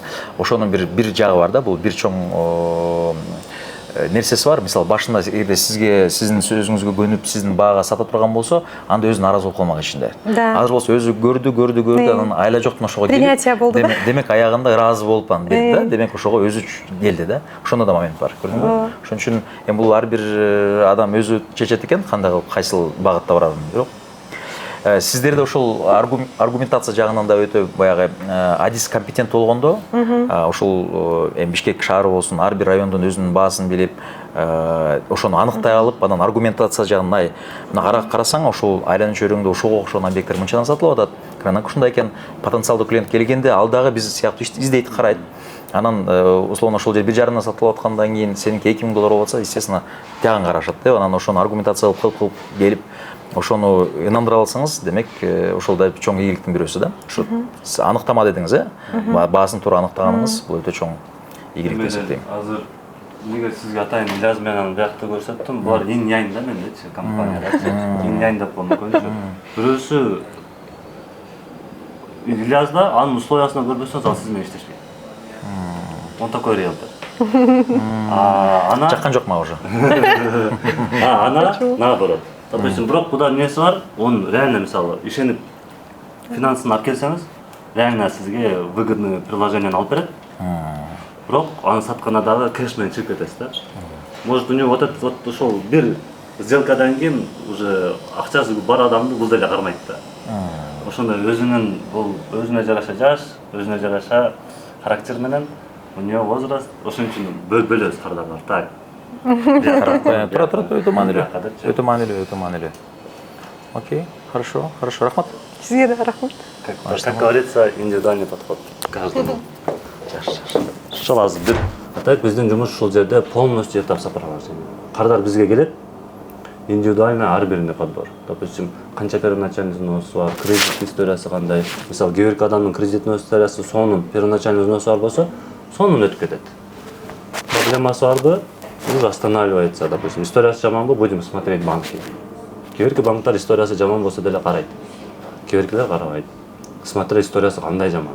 Акыркы 6 айда просрочкасы бар болсо, извините, ни один банк не рассматривает. Сиз 7 жыл банкта иштегенсиз? 8 жыл. 8 жыл. Вот. И кредитный историяларын карап, ошого окшогон мисалы, банкта иштесе мындай бар экен да, мен Кыргызстанга келгенде бир нерсени байкадым. Ипотека менен элдер алат экен. Бирок кимдин банкта таанышы бар болсо, же ким эту тему разбирается да. Ушул убакытка чейин 2024гө чейин ким ипотека менен үй алган болсо, любой адамдан сурап көрсөңүз, все выигрыши. Все. Мен да ипотеканы алгам. Да, потому что банк 10 жылда один к одному кошуп атат, а ваша недвижимость в течение 5 лет один к одному кошуп атат. По-любому человек выигрыш. Вот ушул нерсени мен акыркы 2 жылдан бери элдерге жеткиндирип бере аласың да. Ошондо эме деп калдым, мурабаха системасы деп калдым. Ошону айтып берип койчу. Кандай иштейт? Мурабаха менен ипотеканы айырмасы адал арам негизги. Маселеси мындай айтканда, эттин деле адам арам болгондой эле мен көбүнчө баягы эркектерге тамашалап эме деп коем. Бул никеси бар аялыңыз, никеси жок аялыңыз деген элечи. Эки жакта тең, мисалы, аны мен тамашалап айтканда адам жаман ойлоп көрүшү мүмкүн. Мисалы, АКШда ЗАГС бар, бирок нике жок. Бирок алар мусулман эмес. Мусулман эмес үй бүлөдө нике жок. Бирок жакшынакай эле жашайт. Полный эле стандарттары бар, үй бүлөсү, бала чакасы бар, семейный ценностьтери бар, зарабатывает, эми туура келбесе ажырашат бизге окшоп эле, ошондой эле. Но всё работает. Точно самое никеде деле. Аялы бар, баласы бар, всё есть, нормально, ынтымактуу жашайт. Но бирөөсү адал, бирөөсү арам. Шариатка байланыштуу түшүндүм. Азыркы банктардагы мурабахында банктардын баары киргизбейт практически. Ошону мисалы, допустим, бир кардар барып, процедурасы кандай, эмне кылыш керек, кандай кылыш керек, канча убакыт анализдейт, несин карайт, ушуну бир айтып берип койчу. Жана эң маанилүүсү, алып аткан үйдүн документтери бүтүш керекпи? Ооба, обязательно болуш керек, э? Техпаспорт, вывод эксплуатация болуш керек. Ал жок болсо алынбайт. И экинчиси, сиз айткан баага эмес, банк оценка кылган стоимостька. Демек, например, ушул өзү сатып аткан адам 100 000 доллар десе, банк келип туруп бул үйүң деген 100 000 эмес 80 000 доллар десе, 80 000 доллардык акчаны берет, туурабы банк? Жок, 80 000 доллардын первоначальный 30% ошону берет, калганы болсо өзү банк берет. Калган 20 000 долларды кайра кардар өзү доплата кылыш керек. Түшүнүм. Ошондо ошол көбүнчө мисалы ошол айырмалар канчалык чоң болуп кетип атат? Эгер кардар өзү напрямую барса, биздин учурда почти жок. Неге? Анткени биз уже билебиз да. Допустим, наша работа в чем заключается? Биз, мисалы, сиз балдарыңызды ортого даярдаганда СК ошого окшогондорго бересиз, алар предварительно жоопту билет, даярдайт балаңызды. То же самое биз адамдарды банкка даярдайбыз. Кандай кийиниш керек, не деп сүйлөш керек, кандай объектти алып барыш керек, ал объектти алып барганга чейин эмне документтерди чогултуш керек, доходду кантип көрсөтүш керек. Мисалы, адам 30 000 зарплата алат, но по факту в месяц зарабатывает 150 000. Кантип банкка доходун көрсөтөт? Без проблем. Приходи к нам, мы вам поможем. Как? Патент ачып көрүш керек, балким ИП ачаттыр, дополнительный акчаны бир жактан табат да. Что за деятельность это? То есть схемадан все равно баягы расмийге чыгарып атасыз. Адалдаштырып атасыз компаниялар. Значит, эмне үчүн дегенде бизде көп ошондой го. Шабашка деп бизде бар романтизациялап койду эле го. По факту коррупцияны шабашка деп койгон. Тиягынын биягын сол жактан тапкан тыйын тыпырларын баары легализация кылып жардам берип, эмне үчүн дегенде банкка деген ошол туура расмий документтер болуш керек. Мисалы, мен мисалы ошо бир батир алат элем деп бир кайрылдым. 30 миң долларым бар. Ошол барып сүйлөштүм, үйдүн ээси менен 100 миң долларга примерно да бир моментте тактап коюшубуз керек. Банктар расмий түрдө баягы оценочный компаниялар менен иштешет туурабы? Алардын өздөрүнүн принциптер, алгоритмдери бар. Алар келет дагы ошол үйдү өздөрүнүн алгоритмине жараша оценкасын берет. Анан далилдеп берет. Неге 100 миң эмес, бул ошо үйдүн азыркы баасы 80 миң доллар деп далилдеп берет дагы. Демек банк ошого көнөт, ошол расмий отчетко көнөт дагы. Анан ал ошол 80 миң доллардын 70%-ын берет. 30-ун кардар берет, 70%-ын болсо банк берет. Жана ошол үйдү залог алат, туурабы? Залог алат дагы 10 жылга 16% менен бөлүп берет. 10 жылга 16% менен сом мененби? Сом менен. Дагы бир нерсе айтып кетчү нерсе, өтө маанилүү нерсе, мен да банкта иштеп жүргөндө айтып отуруп элем, ар дайым. Ар бир кардарга туугандар доллардын пайызы азыраак экенин доллар менен албаңыздар. Негизи доход, акчаңыздарды кайсыл суммада, кайсыл валютада тапсаңыздар, ошол валюта менен алыңыздар. Эгерде эл аралык уюмдарда иштеп же башка жерден доллар же евро алып киреше көрүп атсаңыздар, ошону доллар евро менен алсаңыздар болот. Эгерде Кыргызстанда жашап сом менен айлык акыңарды алып аткан болсоңуздар, сөзсүз түрдө ошол пайыздын айырмасынан качпай, мисалы долларда допустим 9 же 10% болсо жылда, сом менен 16-17% болот. Ошол 6-7%дан качпай сом менен алыңыздар. Муну валютный риск деп коет. Доллардын эртең кандай болуп кетерин эч ким билбейт, девальвация болобу, эмне болот. Кудайга шүгүр бүгүнкүгө чейин Кыргызстан банк системасы жакшы өнүп келет, бирок кийин кандай болуп калат эч ким билбейт. Ошондуктан сөзсүз түрдө кайсыл валютада тапсаңыздар, киреше көрсөңүздөр, ошол валютаны алыңыздар. Бул менин силерге кеңеш. Анан демек 16% боло турган болсо, 10 жыл ала турган болсо, мындай эми орточо мындай 16%ды 10го 160% деп эсептеген туура эмес. Муну аннуитетный платеж деп коет. Ошонун баарын эсептегенде примерно 10 жылда, мисалы условно ошол 100 миң доллардык үйүңөр примерно 2 эсе болот. Примерно эми бир аябай грубый подсчет менен эсептегенде, ошол 100 миң доллардык үйүңөр 200 миң доллар болот. Бирок ошону 10 жылда силер 120 айга бөлүп төлөп атасыздар. Анан эгерде ошол үй 10 жылда рыночный баягы баасы 100 миңден 200 миң долларга анс деле көтөрүлгөн болсо, демек бул сиздерге ыңгайлуу. Демек сиз ошол банкка төлөп баягы силерге алдын ала төлөп үйдү алып берип атат да. Демек сиз акчаңызды банктан переплата кылдым, 2 эсе төлөп салдым деп ойлобошуңуз керек. Жаңа эле буга чейин Умар айтып кетти. Мындай орточо статистиканы алганда, бул жерде азыр үйлөр мисалы 5 жылда эле 2 эсе көбөйүп атат да. 10 жылда 4 эсе, 3 эсе минимум көбөйүп атат. Эми райондорго жараша албетте, бирок акыркы жылдарга караганда мисалы ошондой эле болуп атат. Мындай жалпак сөз менен айтканда, адам 100 миң сомдон чогултса, 1 жылда 1 миллион 200 чогултат, 5 жылда 6 миллион, бирок 5 жылдан 6 миллион куя аласызбы? Чоң суроо. Я вам предлагаю, что мен ошол 100 миңден эгер төлөй алсаңыз, мен сизге даяр үй алып берем. При этом ал үйүңүздү арендага сдавать этип берем. При этом арзан сумма эмес, нормальный сумма сдавать этип. Айына 100 миң сом бере алсаң, ошону первоначалкан канча акчаң болуш керек? Примерно 30 миң доллар жетет. 30 миң доллар. То есть, грубо говоря, 2,5 миллион сомуңуз бар болсо, 2,5 миллион сомуңуз азыр бар болуп туруп, 30 миң сом, 100 миң сом ай сайын төлөп алсаңыздар, демек сен батир алып бере аласың. Без проблем. Ошондо документация ошого расмий түрдө Примерно 100 миң доллардык үйдү алат. Документация ошол адамга сразу эметилеби же Сразу өзүнүн атына өтөт. Өзүнүн атынан оформляться этилет дагы, бирок залогко банкка турат, туурабы? Канча убакыт алат ошол? Эгер бизде мондай банктагы өзү операция 2 жумада бүтөт. 2 жумада бүтөт. 2 жума бүтөт. Бирок ар бир кардардын историясы ар кандай. Кээ бир жумада бүтүп калат, кээ биркилерки 1 ай, 2 айга көтөрүлөт. Ошондо сиз баягы консультация кылып, сопровождение персональный менеджер катары полностью бул документация мындай кылалык, тигиндей кылып жардам берет экенсиңер да. Ушул кылган услугаларыңар канча турат негизи? Биздики 200 миң, 300 миң. Комиссияңар? Услугабыз. Так. Эгерде ушул үйдү алып бергенден кийин, сиз акчаны алгандан кийин мага расмий түрдө 200-300 миң сом төлөп бересиң деп айтасыңар. Жок, биздин оплата, предоплата, ККМ чек менен. Так. Договор заключается. Так. Если бизнес услуга не выполняется, возвращаем полностью стоимость. Ошондо предоплата канча бериш керек? 100%. 100%. Да. 100% төлейді. Ооба. А неге 200 мыңнан 300 мың сом? 200 мың 300 мыңның айырмасы, допустим, зарплатасы, мысалы айына азыр 100 мың доллардық үйді 30 мың доллар первоначальный взнос берсе, айына 1172 доллардан шықты да. Грубо говоря, 100 мың сом. Ооба. Егер 100 мың сомдан шыға тұрған болса, анын зарплатасы 200 мың болуш керек. Грубо говоря, семейный доход Ооба. 200 тысяч болуш керек. Егер ошо 200 тысячка жетпесе, он нам 300 платит. А если жетсе, 200 платит. Молодцы какие. Официал, да. Если у него собственный доход позволяет, официальный доход позволяет его сразу же собственный доход в банка государства, а 200 мың келеді, да.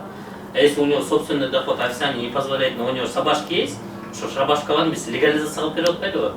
То есть, например, Дордойдо он вот такой же қағаз жүргізеді да. Ошону банковский отчетто тура кылып бериш керек да. Ошол жумуштан биз аткарабыз, ошон үчүн ошол жер 300 да. Если его официальный доход не позволяет, 300, если официальный доход позволяет, то 200. Интересно, интересно. То есть сіздер деген үйден мынча процент, анан тиинче комиссия албайбыз деле, мына стабилдүү эле кылып коет экенсиңер. Демек, бир адам кайрылса, ошо макул болсо, алдын ала 100% силерге услугаңар төлөткөн дагы, анан убактыларын көргөзсүңөр.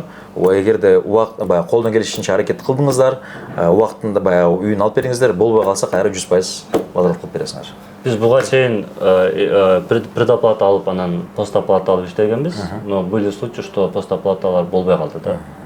Ар кандай бир себептерди таап туруп төлөбөй койду. Ооба. Түшүнүктүү. Кайсыл банктар менен иштешесиңер көбүнчө? Биздики бар эле Кыргызстандагы банктар, атта Газпром, Айыл банк менен элдик, булар 16% менен берет. Бакай, тетеги, Экоисландия, Мындай бир суроо, ушул иштеп башталган канча жыл болду? Кыргызстанда 2 жыл. 2 жыл. В общем 6 жыл. 2 жылда ошол Кыргызстанда банктар, мисалы ошол ошол элдик банкта, ошол Айыл банкта, мисалы силердин уже персоналдуу менеджерлер бар да туурабы, уже силер менен кызматташкан менеджерлер бар, кайсыл документация кандай алып иштегениңерди билет. Анан ошол канча кардарды алып бардыңар ошол? 200. 200 кардар. 200 кардар уже үй алды. Жакшы экен. 24 айда 200 кардарга услуга берип койдуңарбы? Ушул услуга менен канча киши иштейсиздер биякта? Бизде азыркы учурда бул канча штатта? Ипотечный отделда 10 киши. 10 киши. 10 киши. 10 специалист. 10 специалист. То есть демек, мындай теория алганда ар бир специалист минимум постоянно иштесе 2-3 кардарды одновременно алып кете алат да туурабы? Тиги алып келип, муну алып келип, карап. Плюс Ошто филиал бар. Ошто да филиал бар. Что говорю, Бирок Ошто көбүрөөк сделка өтөт. Аякта сотрудник аз, бирок сделка көбүрөөк өтөт. Аякта эмелер да. Бышып алган. Кызык. И мондай профессиядагы эксперттер рынокто жок. Мы сами выпускаем их. Это риэлтор плюс брокер. Человек, который обладает знаниями и недвижимости, и банка. Ну да, риэлтор, брокер, да. Интересно. Анан дагы вопрос, эмелерибиз бар. Бизге ошол кардарлар келгенде эмне үчүн индивидуальный деп атам? Анткени ар бир кардарда, мисалы жанагында айткан эле кредитный историясы, өзүнүн каалоосу бар экен, кээ биркилер жер там алгысы келет, кээ биркилер этажка алгысы келет. Айтор биз тактайбыз да. Эмне максатта? Балам буйруса 5 жылдан кийин чоңоюп университетте окуйт, же болбосо балам ошол жакта жашайт, айтам да, эжеке балаңыз жашабайт алсак да. Мисалы мен деле ата-энем алып берген үйдө, мисалы мен жашабайм да азыр. То же самое азыркы балдар азыркы ата-энелер алып берген үйдө жашабайт. Сен өтө бактылуу жигит экенсиң, сага ата-энең үй алып берди беле? Жок, эми негиз айтып атам да. Үй алып берсе өтө бактылуу жигит экенсиң. Анан бизде азыр ошондой экен да бар, жаштар мисалы бизде алып бербеген адамга алып берсе сонун экен, а бирок колунда бар алтындын кадыры жок дегендей эле, мисалы мен толтура туугандарым бар, тааныштарым бар, балдар алып берген балдарына, алар жашабайт ал үйдө. Алар өздөрү башка районда жашайт да. Ошол себептен недвижимость как инвестиция катары, как акча чогултуу катары көрөлү деп атам да. Адам по-любому азыр бизде мындай болот атпайбы? Шеринелер неге өткөзүлөт? Это же один из поводов собрания денег же. Вот давайте вот этот шерине недвижимостька. Неге? При этом азыр Кыргызстанда эң чоң проблемалардын бири арендага жок. Арендага азыр недвижимость жок. Же кымбат. Алып арендага квартираларды берели, ошол эле иностранецтер бар, же местныйлар бар, жакшы сумма төлөйт. 50 миң, 60 миң, 70 миң болуп калды азыр бизде арендага. 50 миң арендага берип кой, 50 миң өзүң 100 миң бер, 150 миңден. Эгер ежемесячный платеж 100 миңден туура келген нерсеге 150 миңден берсе, 10 жыл төлөйт, 5 жылда төлөйт. 70 миңге 70 миң кош бербейт. А уже наоборот 30 000 же 25 000 доллар эле кошуп берет. Анткени аннуитетный платеждо банк берет процент только за пользуемые деньги. Ошон үчүн мен айтам, мисалы айына 100 000 сом төлөгөн болсоңуз, ошонун үстүнө 20 000 сом кошсоңуз, ошо 20 000 процент алынбайт. 50 000 кылсаңыз 50 000 процент алынбайт. Бирок бул 50 000 процент алынбайт дегени бир айлык процент эмес, 10 жылдык процентиңиз алынбайт. Люди это не понимают, да? Эми бара-бара түшүнөт силер ошол индивидуалдуу түрдө. Негизи мындай, туугандар, мен ошол бир обращение кылып берип коеюн. Бул өтө жакшы бир нерсе таптырсыңар. Мен билбейм, Кыргызстанда мындай услугалар барбы жокпу. Бирок бир жерде бир офиске келип туруп, ошол эле бир убакта брокердин, то есть риэлтордун компетенттүүлүгү бул Кыргызстанда же Бишкектеги кайсыл үйлөр канча баада турганын, районуна жараша кандай инфраструктура бар, ошону биз силерге маалымат берет экен бир. Ошол эле киши туруп кайсыл банктан кандай шарттарда, кандай документация керек, эмне кылабыз, кандай кылабыз, мону алып келип бериңиз, тигини алып келип бериңиз деп силер сопровождение алган финансылык же инвест брокер деп коебузбу, же банк кызматкери деп коебузбу, силердин ошо финансылык консультант катары ошол адам экен. Анан тыйын тыпырын төлөп коюп, демек ошол сизден болгону убагында эле документацияңызды берет экенсиздер бир, эки калгандарын карап ушулар керек жок деп туруп, анан эң жакшысы үйдү тандап туруп, ошол үй менен чогуу процедураны баягы банкка тапшырып, калгандар жигиттер өздөрү контролдой берет экенсиздер. Түшүнгөнүм ошол э? Эң сонун жери бизде биз көбүнчө маркетинг анан статуска көрө иштеп атабыз да. Это, допустим, биздин 200-300 миң услугабыз үй алып бергенде бүтөт негизи. Но бонусом они получают сопровождение до погашения ипотеки. Это любое время бизге келип проблемасы чыкса, үйүн сатыш керек болсо сатыш беребиз. Допустим, ар кандай случай болуп кетет. Мисалы, кече жакында 2 жылда бизде эмне случай болду? 3 проблема чыкты. Ипотека алган адамдардан. Биринчиси, аял күйөө ажырашып кетти. Решили вопрос. Хотели продать, мы сдали в аренду. Доходникке берип койдуңар. Төгүп бүтөбүз. Сатып берем, өкүңөргө акчаны бөлүп берем. Адекватно? Адекватное решение. Они хотели просто продать его. Минусқа кетмейді да бекерде. Анткени банкка 1 жыл төлөдү, 1 жыл банкка процент төлөтүлөнөт. Первый 3 года это процент. Экинчи проблема эмне болду? Эмеси чыкты, өздөрү үйүн сатыш керек болуп калды. Анткени там биз башында жер там алып берип атканда, сүйлөшкөндө өздөрү талашып болбой койгон да. Биз ушуну жакты, ушул үй жакты, биздин аурабызга туура келет экен деди. Көрсө ал айылдын аурасы аларга туура келбейт экен деген. Кошуналары. Түшүнүктүү. Что мы сделали? Быстро решение приняли, продали, башка жакка өткөздүк да. Туура нерсе, ошол үй туура келбей калса, ошол залоговый нерселер бар да, ошол оценкасы бар, переоценкасы бар, тигинден мындай ошондо бир процедурасы бар да, документацияны, ошону силер өзүңөр алып, демек өзүңөр жүргүзүп бердиңер. Сону. Так, сопровождение. Анткени биздин максат сиздин дагы, сиз эле эмес, сиздин таанышыңыз, тууганыңыз, балаңыз, небереңиз, чебереңиз, бураңызга чейин бизден үй алыш керек. Түшүнүктүү. Туура погашенияны үйрөтөбүз да. Например, частичное досрочное погашение, досрочное погашение, погашение на уменьшение сроков или на уменьшение суммы деген жактар бар да. Өтө маанилүү, туптура айтат, эгерде ошол финансылык кызматкер болсо, ошол үй остатоктун баары калган сумманын алдын ала төлөөсүн да өзүнүн ыкмасы бар, туура ыкмалары бар. Кандай кылып төлөйсүң, пайыздарын калтырасың, калтырбайсыңбы, мөөнөтүн азайтасың, азайтпайсыңбы, кайсыл убакытта кандай кылып төлөш керек? Бул чистейшая математика, туура отуруп карап эсептеп, ошого жараша баягы кайсыл жерден үнөмдөсө болот, ошол туура компетенттүү кызматкер ушуну айтып бере алат да. Ошондуктан эми баягы силер азаматсыңар. Бул маалыматтын баарын алыш үчүн мен 8 жыл банкта иштегем да. Көптөгөн ар кандай кредиттерди бергем, тияктан бияктан маалымат алгам. Биздин убагыбызда мисалы мага бирөө баягы келип Самат мындай кыл, тигиндей кыл деп консультация берген эмес. Урунуп, тияка барып суранып атып, ошо убакытты кетирип, баягы, эми көп эле энергияны сарптап деп коеюнчу, ошону келгенбиз да. А сіздер демек ошонун баарын баягы объемдоруңар чоң эле экен. Действительно, эгерде ошондой 200 квартира саттык, ошончо кылдык десеңер, бул чоң объем. Бул деген момунда ар бир кардардын момунда пакет документтер, бул ар бир документтин жазуунун артында чоң окуя бар. Ошонун баарын кылып барып келип тапшырып кылганыңар, бул демек силер банковский секторда чоң жардам берип атпырсыңар.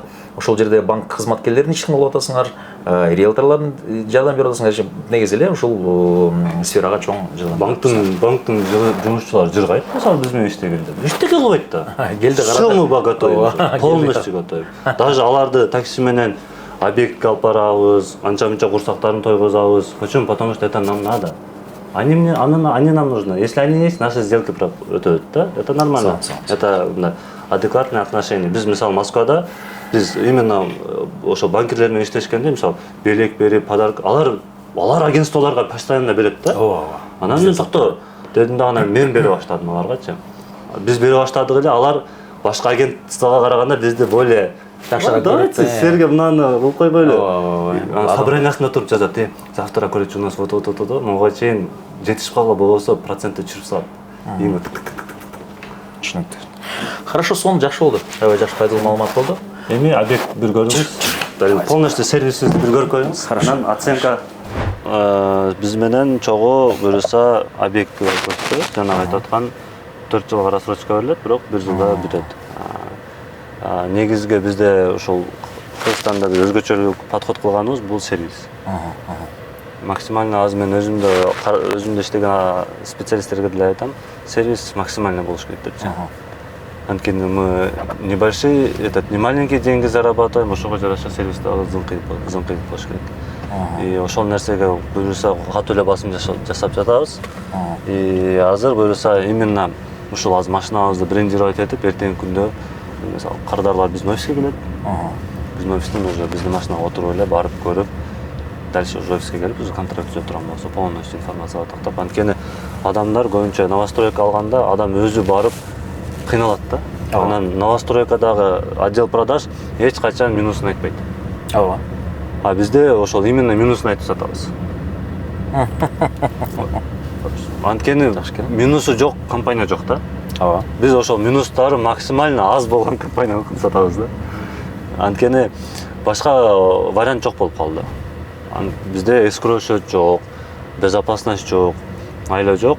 Өзүбүздүн метод менен кимиси кандай, эси ким, акчасы барбы жокпу, кто там работает, айтор ошентип атып, маалымат тактап эле финансылык абалын карап, банктар аркылуу сактап, счет кайсы банкта турат, канча акчасы бар, платят ли деньги дегендечи. Буюрса жакшы. Сделкаларыбыз деле болуп жатат. Азыр эң Кыргызстандагы мен байкаган боюнча бир проблема бар экен эме деген. Бирөөнүн пайдасын көбүрөөк эсептеген. Допустим, жанагы баба ипотека жөнүндө эле сүйлөшүп атканда айттык го. 10 жылда банк бир эсе бир кошулганы көзгө көрүнөт, бирок 5 жылда кымбаттаганы көзгө көрүнбөй калат. Же болбосо мен кээде монтип айтам, кээде таксырлар келсе, биздин өзүбүздүн деле таксы тааныштарыбыз, бизнесмен байкелерибиз бар мисалычы, акчасы бар. Аларга барып туруп, келин мен 30% берейин, калганын 70% сен бер. Бирок сен берген $70,000 мен $140,000 кылып берем, бирок 10 жылда десинчи, кто согласится? Там вероятность почти 0%. Ошого мен көбүнчө айтам да, банк менен кимдер мамиле кылыш керек депчи. Банк бул негизи элдин аманатын сактап турган организация да. Ошо эми элдин аманатын сактап, ошону эле кайра элге берип, на этом он в середине денег зарабатывает. Значит, алып аткандан кийин ал башка бир эле адамдын аманат акчасы да кайра кайтарылыш керек да. А бизде Кыргызстанда азыр биз көпчүлүк адамдардын эң проблемасы бул кредитная история. Банк экенин билбей, бул кийин пайда беришин билбей эле туруп, көп адам мисалы телефонду досуна алып берген, досу төлөй койгон, бул дагы төлөй койгон да. Азыр тарыхы бузулуп калган. Тарыхы бузулган. Аны азыр эми ойлонуп атат, көрсө төлөп коюш керек экен депчи. Ошого какой вы совет дали бы, если, допустим, историясы таза болуп жүргөн болсо, же эми банк менен мамилеси жок адамга. Банк дегенде бизде только коркунуч да. Жеп жута турган бир ажыдардай эле да алчы. Негизи андай эмес го. Мен ушул 8 жыл баягы банк кызматкери катары бир нерсе айтып өтөйүн. Албетте мен бирөөнү насыя алгыла, колдонгула дегенден алысмын. Ага мен чакырбайм. Бирок эгерде сиз анча-мынча ишкер катары математиканы жакшы билсеңиздер, отуруп алып эсептесеңиздер, бизнесмен катары ушу ишкердүүлүк жагынан алсаңыздар, мисалы бирөө сизге белгилүү бир пайызга же ошол кандай жолдор менен айта алайм, исламдык принциптер болобу же мындай эле болобу, банктык принциптер менен белгилүү бир пайызга ошол акчаны иштетип туруп, анан мага кайра бир аз пайдасынан бир аз мен менен бөлүш деп берип атса, эмнеге болбосун? Болгону туура колдонуш керек деп эсептейм. Кээ бир адамдардын эң чоң бизнесмендердин эң чоң баягы көйгөйү бул мындай да. Мисалы, эң башында как положение деп коет, capex деп коет, capital expenditures деп коет. Мисалы, бир ишти баштаардан мурун ошого 100 000 сом салды деп коелу. Анан ошол ишти, ошол эгерде жакшы баягы тажрыйбалуу ишкер болсо, ал 100 000 ичине ошо кап вложение плюс OPEX деп коет, операционный вложенияларды эсептейт, баягы товар оборот эсептейт, ошо баарын бир бюджеттин туура эсептеп туруп, анан ошону салыш керек да. Кээ бирөө туура эмес эсептеп алат дагы, банктан мисалы бир сумманы алат, анан жетпегенин кайра башка бирөөдөн алат, ар кандай шарттар болуп калат, эзиле берет ортодон. Ошо туура эсептеш керек. Бүт рисктердин баарын, чыгымдардын баарын туура ийне жибине чейин эсептеп туруп кылгандан кийин бул бир. Экинчиси, сатуулар кандай болот? Мен өзүмдүн тейлөөмдү кандай берем? 3 сценарий кыласыңар. Негативдүү, орточо эсеп жана позитивдүү деп. Ошонун баарын бул сценарий менен кете турган болсо канчалык рискке барам? Бул сценарий менен кандай болот? Бул сценарий менен кандай болот? Эгерде бул сценарий менен кеттик, бир жылда момча акча таалган жокмунбу, оборотум момча болуп калдыбы, анда кантип төлөйм? Ошого жараша запасной варианттарыңар болуш керек да.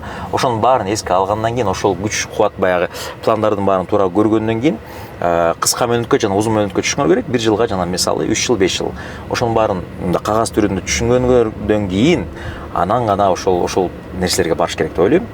Ийгиликтүү бизнесмендер негизи эле башка бирөөнүн акчасын колдонуп иштеген бизнесмендер, бул накта бизнесмендер, башка бирөөнүн деген ошол банктын акчасын колдонуп иштетип кеткендер, булар чындап эле ийгиликтүү бизнесмендер. Алар ошол организацияны өздөрү өзүнүн мээси менен ойлонуп туруп, так, мен финансирование бияктан ала алам, бул ушул жерде, ушул рынокто бул тейлөө жетишпейт экен, же бул товар жетишпейт экен деп туруп ошону алат дагы, ошону организациясын кылып туруп, уюштуруп туруп, анан акчасын, кирешесин табат. Ошол ийгиликтүү бизнесмендер ошондой. Ийгиликсиз бизнесмендер акыркы малын, мүлкүн сатып, рисктерге кирип, үй бүлөсүн, үй жобай 10 жыл ипотекасын төлөп, анан кайра ошол тиги рискке кирип кетип банкрот болушуп, анан же тиягынан же биягынан болбогондор, булар ошол өздөрүн рискке алып барган адамдар ошол бир аз ойлонбойт деп ойлойм. Ошондуктан бир ошол чоң маселе, анан ошол ишти баштагандан кийин дагы, ой, мен пайда таба баштадым деп обороткадан акчалары суурай баштайт. Өзүнө машина алат, үй алат, мындайча айтканда иштеп турган акчаны суурап алышат. Бул өтө туура эмес нерсе. Анын баарын алдын ала караш керек. Ошого жараша эсептеш керек. Пайдадан гана, и то пайданын бир пайызын сөзсүз түрдө баягы өнүктүрүүгө жумшайсың, пландарыңа жараша кыласың. Бирок ошол пайданын канча гана бир пайызын гана өзүңдүн жеке эмелериңе коротуп аласың да. Ошондо гана ошол ишкадаң туура кетет деп эсептейм. Банктан насыяларды алып аябай жаман ситуацияларга кабылган адамдарды да тааныйм. Банк аркылуу өнүгүп өсүп кеткен адамдарды да тааныйм. Ошон үчүн бул адамга жараша ошол инструментти кандай кылып колдонот. Биз Кыргызстан баягы эркин элбиз, эркин жерибиз, эркин мамлекетпиз. Ошон үчүн ар бир адам өзүнө көз каранды, кааласа алат, каалабаса албайт. Жана Кудайга шүгүр, азыр дагы бүгүнкү күндө ар кандай жакшы жолдор пайда болуп калды. Мен илгери ипотекага үй алыш үчүн мен ошон үчүн банкка баргам. Ошон үчүн мен банкка барып жумушка киргем. Эмне үчүн дегенде, банктын кызматкерине гана 10 жылга чейин жакшы бир шарттарда ипотекага үй алса болчу. Ошол маалда. Ошол маалда 2008 жылы. 2007 жылы мен ошол максатты коюп, мен Бишкекте үйүм жок эле мисалы. Ошол ипотекага үй алыш үчүн 2007 жылы Демирбанкка кириш үчүн мен башка банкка барып, Финанс кредит банкка барып, ал жерден 3 ай стажировка өтүп, анан Демирбанкка келгем дагы. Ошол мөөнөткө 1 жылдан кийин, ровно 1 жылдан кийин мен уже өзүмө барып 10 жылга ипотекага кредит алгам. Үй алгам, алгач бир батир. Интересно. Ой, укмуш бир окуя болду. Чын айтсам, ошол вакытта риэлторго аябай жиним келип калган. Биз аябай көпкө издеп бир батирди Малда говорит чүй тараптан алганбыз. $22,000 алгам ошол вакытта. 2008 жылда айтып беріп атам. Бир эле пәтер баягы эме Сталинка. Бирок ошондо мен нотариуска келип туруп акчаны берип атканымда мен аябай таң калгам да. Көрсө үйдүн баасы 17 000 доллар экен. Ортодон ошол сволочь риэлтор 5 000 доллар иштеп коюптур. Болбосо мен даже 100 доллар скидка берип койгон. Ошону мен аябай таң калып, ошончолук нааразы болгом ошол риэлторлорго. Таң калгам мен. Орустар болчу эми кеп улутта эмес, кеп ошончолук мен аябай суранып, бир аз скидка кылып бериңизчи деп такыр болбой коюп, аягында ошол 5 000 долларды көргөндө мен оозум ачылып калган. Мынчалык комиссияны эмнеге булар алышат депчи. Ошол убакта 5 000 доллар болчу. Элестетсеңер. Таң калгам аябай. Ихсан менен ситуация болду го, риск үйлөр көтөрүлүп кетти го. Ошол маалда да ошондой болду да. Бирок ошол баягы ошондой нерселерден дагы баягы адам баласы кыйынчылыктан өтүш керек. Ал убакта мен жаңы үйлөнгөн болчумун, 23-24 жашымда. Ошондо үйлүү жайлуу болуп, анан кийин уже баягы жакшы баягы карьераны өттүм, ар кандай бизнестерди кылдым.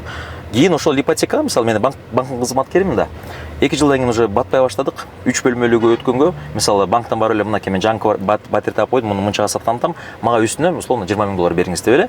Кийинки батиримде уже 57 000 доллар калган. Ушинтип чоңойтуп эле ошол мен ипотекамды эң биринчи берген ипотека баягы мөөнөт ошо бойдон калганда, бирок суммалар кошулуп баягы транштар өзгөргөн. Бирок ошону мен биринчи ипотекамды 2017 жылы төлөп бүткөм да. Ошондо бирок ал биринчи бир батир эле, бирок по факту 3 батир болуп кетти да. Ошондо. Анан кийин өзүм офис алдым, офис помещение тоже ипотекага алдым, 5 жылга алдым.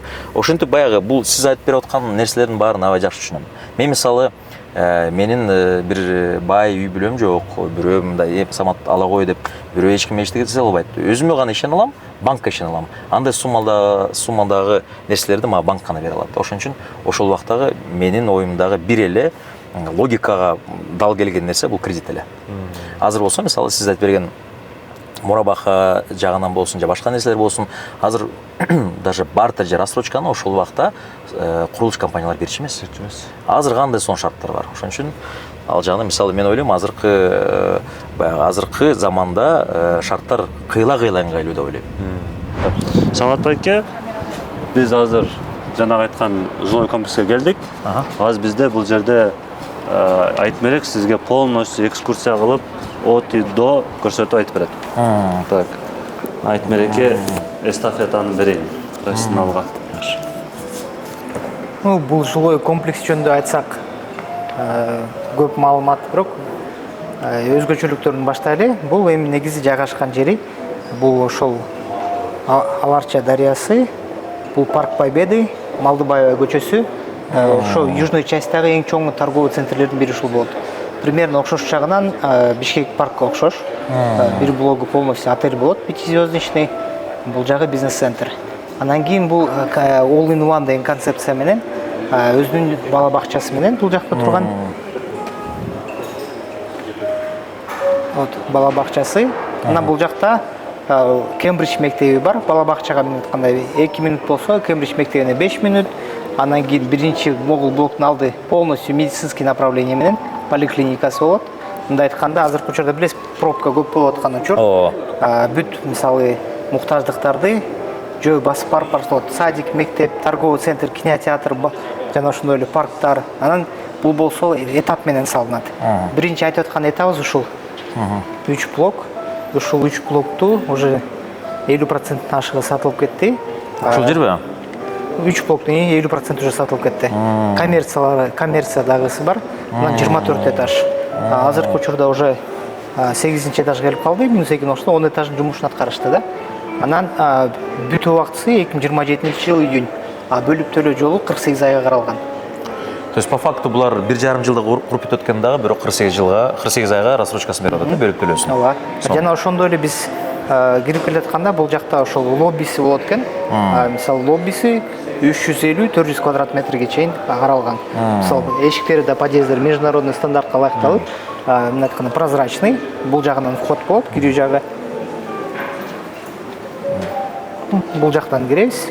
Бул жактан кирип, анан киргенде 350 квадратный метр, ичинде сөзсүз түрдө намазкана, детский площадка, библиотека, эс алуучу жай. Анан бир блок, бир эле подъезд, бир подъездде 5 квартира каралган максимум. Андан тышкары үстүндө террасасы болот. Могу террасасы. Не болот экен үстүндө? Үй бүткөндө полностью терраса болот, эс алуучу жай. Анан андан тышкары кафетерийби же отурган жерлерби же коммерция бизде сыртынан эле каралган кафетерийлер. Бул жакта только жашоочулар өздөрү чыгып отуруп китеп окуп жана чай ичишет. Эң баягы актуалдуу суроолордун бирөөсүн берейинчи. Мен байкап отуруп караганым канча блок болуп атат ушунда? Бул жерде жалпы торговый центрде кошкон 10 блок. 10 блок, Канча адам жашайт ушунда? 2400га жакын квартира. 2400 квартира болсо 5000 киши минимум жашайт экен да, туурабы? Туура. 5000 киши. Канча унаа токтотчу жер бар, жай бар? Бул жерден сизди таң калтырсам болот. Бул компания рекордтордун бири.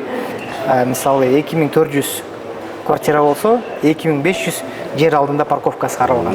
2500. Канча кабат? Минус 2 этаж. Общий үй болсо 24.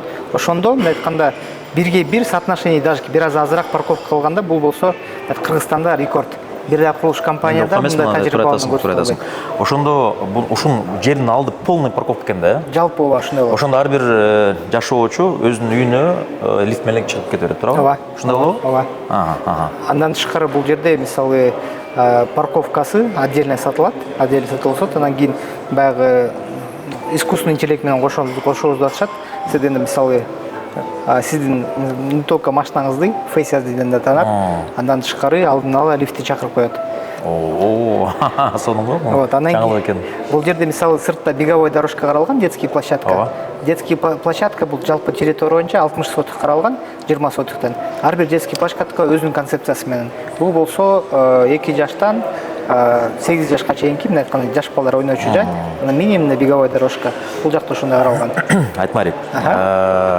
Макет, картинкасы, маркетинг жагынан бүт баары сонун болуп көрүнө берет. Ушундай кылабыз, тигиндей кылабыз деп баары элдин баары айтып берет. Азыр болсо айтканыңыздай, ушул могул нерсе жок да, планда бар, бирок азыр ушул 3 блок 8 кабатка чейин курулду, туурабы? Ооба. 3 айдын ичинде. 3 айдын ичинде курулду. Демек ушул 1 жылда мунун баарын 3-өөнтөн куруп кетебиз деп атышат алар, туурабы? Ооба. Бир суроо, бул компаниянын бэкграунду баягы айтмакчы, Кытайда же кайсыл жерлерде куруу ЖКлар бар экен, качан бүтүптүр, кандай экен, ошонун баарын изледиңизби? Бизде азыркы учурда булар биздин талап менен даже ошол өзүнүн бүткөн объектилерин баннерлерин илип көрсөтүшкөн. Булар болсо Шэньчжэнь деген шаарында. Шэньчжэньде болгон мен жакшы шаар. Ошол жакта өздөрүнүн 5-звездочный отельдер жана ошондой эле бизнес центрлер салышкан. Ошол чети Кытайда булардын лицензия 1-уровню бар. Негизи билесиз, Кыргызстанда эле 1-уровню алышты кандай кыйын.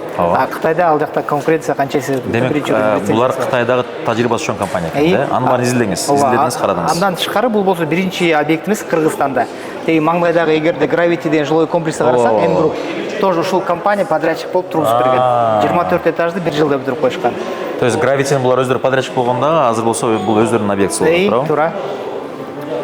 Бул жердин дагы бир нерсесин байкадым да, мисалы азыр биз кирип атканда бул Южный магистраль менен кирип атпайбызбы, туурабы? Жол кичинекей эле да. Ооба. Узкая горлышко деп койсок болот. Ушунча адам, мисалы 5000 адам кирип чыкканга же 2,5 миң машина, бул жерде объекттер тем более көп.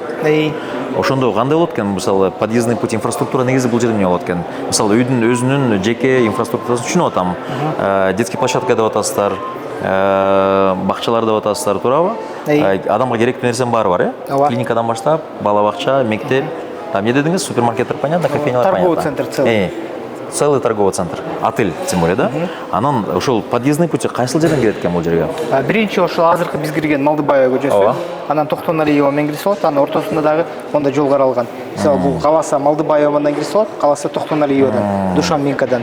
Бул эки эле заезд болот тылды жактан, анан жогору жакта билесиз, азыр жол түшүп атат. Ошол жактан да кирип чыкса болот. Мисалы кээ адамдар көлдө же нарынга кете турган болсо, шаарга кирип отурбай эле үстү жактан чыгып кетсе болот. Ошол өйдө жактагы үйлөрдү айтып калдык. Ошолордун эң чоң проблемасы, эң чоң көйгөйү, мисалы ар кандай компаниялар биригип алып, ошол эле трубопровод болсун, санузелдер болсун, баягы ошонун баарын чоңойтуп, кеңейтип, же ошол баягы бүт баары менчик болуп атпайбы? Ошол трубасын стандартка карабай, ошол бөлүмдөргө кылбай деп айтып атышат да. Ошолордун баягы бүт толук адамдар келгенден кийин ошонун объемдорун алып айтпайчы. Бул жерде кандай каралган? Ошонун баары эске алынганбы? Потом бул жерде негизи көзөт кандай? Мисалы күзөт, точнее, бул ошол бул деген толугу менен менчик компания болуп атат, туурабы? Ооба. Толугу менен менчик компания. Буларга деген ошо биз тараптан күзөтүү андан дагы мындай бийик болсо керек деп ойлоп атам. Деңгээли кандай? Ошо билесизби ошол техникалык тараптан? Мисалы жаңы бүткөн райондордун Асанбайды карасак, ар бир курулуш компания өзүнүн политикасы менен мындай айтканда хаотичный салышканда. Бул жакта мисалы карасаңыз биздин эле компания жана кошуналарды Neo City, Tianshan жана ошондой эле Хантегри деген компаниялар бул мындай айтканда жаңы ген план менен кетип атышат. Биздин мамлекет аларды сөзсүз түрдө мисалы мектеп, садик, ошолор мисалы биздин эле жилой комплекс, башка жилой комплекстер арасында мектеп, садиги менен. То есть ар бир жилой комплекс. Ошондой эле мисалы сырткы ички эле фасад эмес, сырткы фасадтарды обязательно кылып салышты. Бул мисалы айтканда келечекте мындай ген планга баш ийип, ошол план менен кеткен.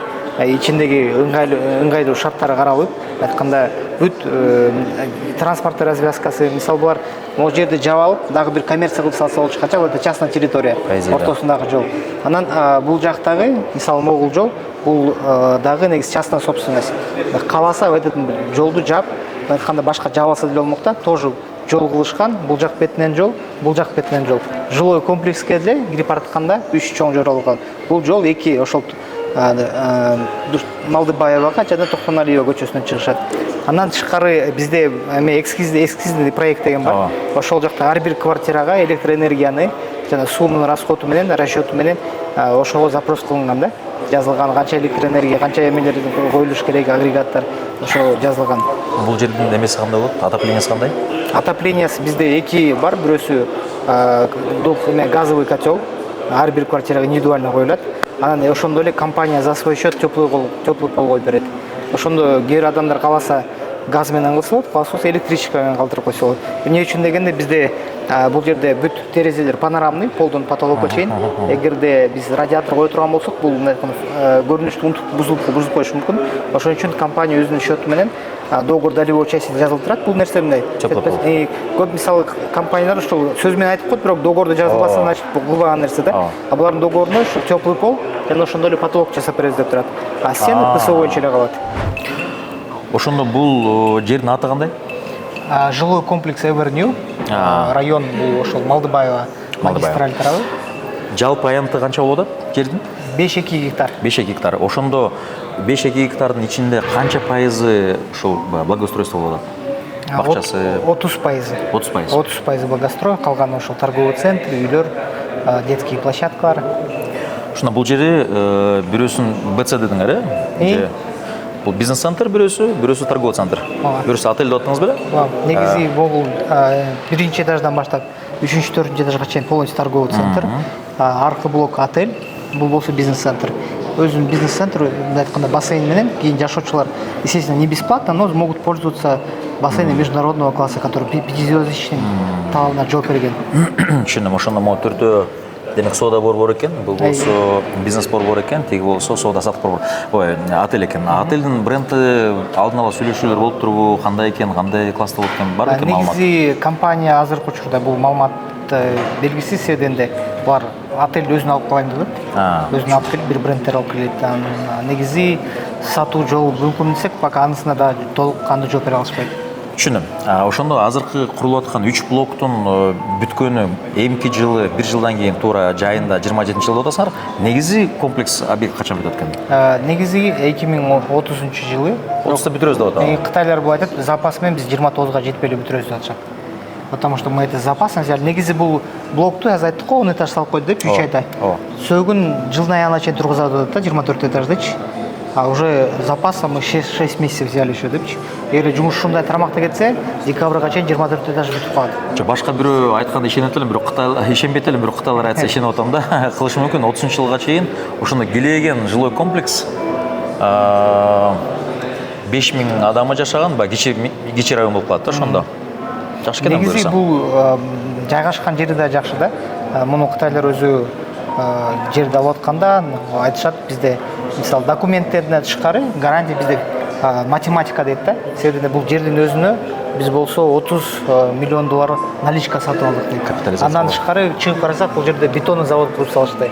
Бетонный завод уже Кытай компанияларына, анан кыргыз компанияларга да сатып атат. 24 саат токтоп иштебей, ошо бетонный завод спецтехникалар менен келип.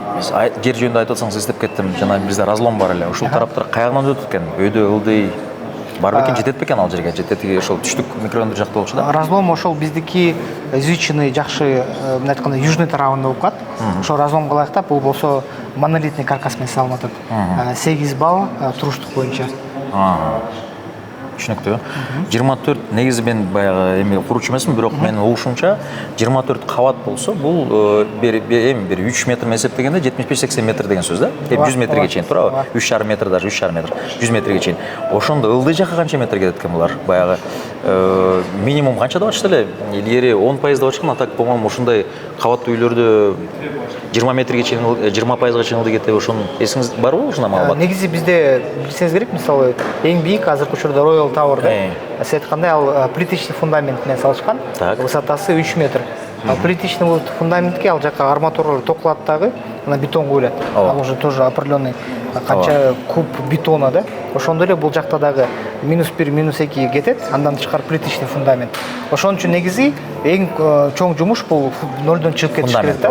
Булар болсо ошондо марттын ичинен баштаганда плиточный фундамент куйганга жетишти. -2, -1, анан үстүндө азыр 7-8 этаж кылып калды. Мен айтканда плиточный фундаменттин кошкондо булар болсо 15 этаждан кылып койду да. Андан тышкары булардыкы мен айтканда да бир таң калыштуу нерсе, мисалы көп үстөдө эме бар, диафрагма, анан ригельдер. Ал мен айтканда безопасность үчүн. Буларда алар жок. Эмне үчүн дегенде, Кытайда билесиз, квадрат метр очень дорого стоит. И ошондой столб ошолорду жок кылышкан. Аянча эме албаш үчүн, булар болсо ошону эме дуалга кылып койгон. Тут все стены, которые находятся, минимальная толщина 20 сантиметров, и будут несущей конструкцией роль атқарат. Ошон үчүн перепланировка сделать нельзя. Анан планировкаларды көрсөк болот, 57 квадрат метрден башталат. Карап көрөлү. Анан бул компаниянын негизи Кыргызстанда быйылдан баштап эме өзгөрүүлөр кирди. Макетти чертеждон эмес, уже мына айтканда живой көрсө болот. Ошо компания мына айтканда азыр 30% бере турган болсо $1500. $1500 эмне кирет дегенде, двухстворчатый бронированная дверь, теплый пол по квартире, также получается спальня с панорамными окнами. Анан бул двухкомнатная студия болуп калат. Анан бизде мисалы бир минус жагы, Кыргызстан менталитетине ачык болсо ким бирөө айтат клиенттерине, айтмерек мен эртең чучук бышырсам үйдүн баары жыттанып калат депчи. Ошон үчүн бизде мисалы кийин жасаганда өздөрүбүз терезе менен бөлүп коюш керек, горячий зонанычы. Эгерде бөлсөк, в принципе, полноценный двухкомнатный болуп калат. Бизде бул ушул двухкомнатный эң ходовой. Канча квадрат? 57 квадрат. 57. 30% берсе, айына $110 000 айланат. Кухня 110 000 сом. Доллар эмес, 110 000 сом. 110 000 сом. Кухня, студия, биякта полноценная спальня, так, и санузел мында экен. Террасасы бар экен да? Да. Террасасы канча квадрат экен? Террасасы 9-10 квадратных метров. Биз баягы кыргыздар терраса деген понятие жок да bizde. Bizde балкон болгон, балкондо кичинекей болгон, 2-3 квадрат эле, бирок ушул террасада негизи баягы террасанын өзүнүн бир сонун атмосферасы бар да. Сонун эмеси бар. Сон жакшы. Бул экинчи планировка 87 квадрат метр. Бул болсо ошол негизи двухкомнатный, бирок студия трешка деп айтып койсок болот да. Себебинен бул жакта холл, жана ошондой эле родительский холлдон киребиз. Киргенде биринчи спальня со своей мини гардеробный зонасы менен, со своим өзүнүн санузел менен. Бул жактан киргенде экинчи бөлмө, экинчи айтканда андан тышкары кирип туруп бул жакта студия экисинен бөлүп койгондо трехкомнатный студия болуп калат. 87 квадрат. 87 квадрат. Очень хорошо. Демек ошондо бир 6-7 квадраты террасага кетсе, калганы 80 квадраты. Анан бул жакта жана айткандай диафрагма, ригельдер жок. Красиво чыгат. Анан панорама действительно полдон потолокко чейин, мисалы могу терезелердин узундуктары 2,5 метрге чейин да, чоң терезелери. Биздин негизи кыргыздар кайсыл кабаттан алат экен көбүнчө? Азыр мисалы 24 кабат болот ба? Ошондо эң сатылгандар 5-6 эле болот ба? 5-6 кабаттар эле болот. Буга чейинки саткан үйлөрдө бизде көбүнчөсү ошо 4-3 этаж болчу, бирок бул жакта башталганда жогорку этаждан башталды. Кызык. Бизде азыр базаны ачып карап көрсөк 3-4 этаждар бош, а бирок үстүкүлөр уже проданы. Ортодо булар болуш керек болсо керек, 10дон бир 20га чейин, 10дон 15ге чейин болсо керек, көбүнчө. Азыр мисалы бизде мисалы көп мурун үй сатканда ошол акыркы этажды сатыш проблема болчу да. Азыр мисалы Казакстандагы, Москвадагы рынок бизге келип, биздикилер жогорку этаждан алып башташты. Эмне үчүн дегенде мисалы азыркылар мисалы ген план карап көрөт да, кошуна кайсы здание бар депчи. Мисалы карасак, кошуна имараттын үйү бар 18 этаж. Бул 24 этаж. Карасат вид на город жабык болуп калат. Азыр мурун болсо вид на город тиякта каратса, элдер ишене эле алып барчу да. Азыр пока мы закрепляем фактами. Ген планды карасак, уже 18 этаж, 18ден жогору алсаңыз 9 вид бар депчи. Андан кийин жана статистика разломго айтып кеттиңиз, ага жакындан сайын андан уже 24-те уже салынбайт да, ылдыйракка түшүп кете берет. Анан бул жакта көрсөңүз болот, даже телевизорлорун кошуп чыгарып коюшту, рабочий. Макет окей. Бул ошондо 4 бөлмөлүү болуп калып атат, туурабы? 3+1 болуп атат. Кухня, студия. Жок, кухнясы кат экен. Мул экен да, бул отдельно. Бул кухнясы 30 квадрат. Бизге Гостиная экен да ошондо. Эгерде кыргыздар конок тоскону жакшы көрөм десе, ушул абдан сонун гостиная. Канча квадрат? Бул 111 квадрат. 111, менин үйүм деле экен. Менин үйүм ушунчалык чоң көрүнөрүн чөтө өмүнтүп берем. Так, түшүнүктүү. Ошондо бул жер террасасы бар экен, ортодо бул жерге чыгат экен, 2 бөлмө. Биякта да бир террасасы бар экен. Мастер спальня биякта экен. И дагы бир маани берүүчү нерсе терезелери да. Ар бир комнатанын терезеси бар. Спальня терезеси. Өтө маанилүү. Бул дагы терезеси менен 2 терезе кетет даже бул жактачы. Бул жакта терезеси менен, бул жакта терезеси. Байкашымча бүт эмелердин баары эме экен, мындай угловой все. Угловой. Все квартиры угловой. Бизде негизи ошо көнүп калгандар бар, угловой эмес деген бир эле квартира бар эле 67 квадрат. Полностью сатылып кетти. За башталганда элечи. Неге десе угловой эмес деп ошон үчүн алышты. Биздики бай Советтер Союзунан калып калганда. Эми стройкалар көрүп кетсек болот, ошо менен завершить. Биз көрүп жаткан бул болсо ошо курулуш көрсөк болот. Азыркы учурда 3 эле блок эмес, 7 блокто тең жумуш жүрүп жатат. Бул жерде ушул жерде иштеш, жашашып, негизи 12 саат күнүнө жумуш аткарышат. Ушул жашайт турбайбы? Азыркы учурда мисалы көп кытайлар бар, негизи булардын максаты одновременно 500 адам талыкпай жумуш аткарыш керек. Андан тышкары бизде мисалы ичине кирип көргөндө качество цемента, курулуш тармагынан даже котлованды казганда дагы бүт норма менен иштеп атышат да. Анан масштаб действительно таң калтырат. Эң көп мисалы көп компанияны карап туруп булардын өзгөчөлүгү эмне дегенде ушул скоростьта да. 24 этажды 3 блокту 1 жылдын ичинде. Мен таң калганым, мен азыр эле өзүм көрүп атам да. Бир куруучу жайда мынчалык көп адамды көргөн эмесмин көптөн бери. Карасаң, тиягында бригада жүргөн болот, биягында бригадасы, ар бирөө бир нерсе менен алек. Бизде кыргыздарда кандай, бирөө иштеп аткан болот, калгандар карап турат да. Булар болсо крандын эле санасак болот. Канча кран одновременно работает. 4 кран, сотрудниктер, жашоочулук эмелер, спецтехникалар.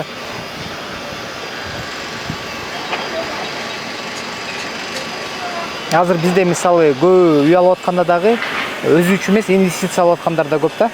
Инвестиция кылып аткандарга ушул очень важный показатель. Үй бүткөндө ошол убакта бүтүрүп сатканда маржаны көбүрөөк көрүшөт. Биз 1 жылда бүтөт дегенде 40тан, 50ден, 60тан бир адам келип 60 үй алды, ошо рекорд. 60 үй алды. Бир адам 60 нуска үй алды. Ооба. Таныштырып койчу, ким экен ал? Орус, россиянин. Тамаша. Россиянин да? Хорошо, сон. Самат ака, кандай впечатление болду? Биздин услугалар кандай экен айтор? Чындап эле биздин услугабыз рынокто новость алып келип атабы же алып келбейли? Мен чын айтсам бүгүн мага көп нерсе жаңылык болду. Мен ушундай компания жана ушундай тейлөө берерин чын айтсам укпаптырмын Кыргызстандан. Бул биринчиден эми сага колумду кысып коеюн, азаматсың. Бул баягы көп адамга керек нерсени кылып атырсың. Эң жакшы баягы кандай десем, баягы адал жолунда баарын төкпөй чачпай айтып бергениң, багыт бергениң өтө маанилүү. Эмне үчүн дегенде көп адамдар неден башташты билбейт. Кандай документация койчу, даже банкка баргандан кичине сүрдөнүп турат да. Ошон үчүн баарын баягы ошол жерден офистен отуруп, адистериңер Адан Ясына чейин айтып берип, силерди текшерген, силердин алдыңардан өткөн компаниялардын баарын баягы мынакей документациялар, ушул копиялар мынакей көрүңүздөр деп офистен эле бир жерден адам келип туруп, банкка барбай, офис продажга келбей, стройкасына кирбей, ошонун баарын ошол бир жерден баягы тейлөө бергенге бул чоң мыкты кызмат экен, чын айтсам. Мен ойлоп атам да, убагын неге мен өзүм мээм жеткен жок окшойт депчи. Ошон үчүн азаматсыңар, силерге ийгиликтер каалайм. Кудайым буйруса, азыр мына айтып атпайсыңбы, 200гө жакын адам ошол баягы жаңы жерден квартиралар алды деп атасыңар. Андан башка дагы башка баягы вторичный рынок деген бар. Көп жакшы нерселер кылып атпасаң, бул эми үй алыш деген бул кыргызстандык гана үчүн эмес, баягы негизи адам баласы үчүн бул чоң бир жетишкендик да. Ошого бир себепкер болуп атасыңар. Эгерде чындап эле силер айткандай бүт баары ошол сөзүң менен ишиң дал келсе, анда сен өтө азаматсың. Ошого сага баса бергилем берет. Рахмат, разы. Ийгиликтер болсун, Кудайым буйруса ар дайым жакшылыктарда көрүшүп отурат. Рахмат. Көрүшкөнчө, буйруса бизде Самат байке болду. Будан кийин дагы башка күчтүү эксперттерди чакырабыз. Рахмат.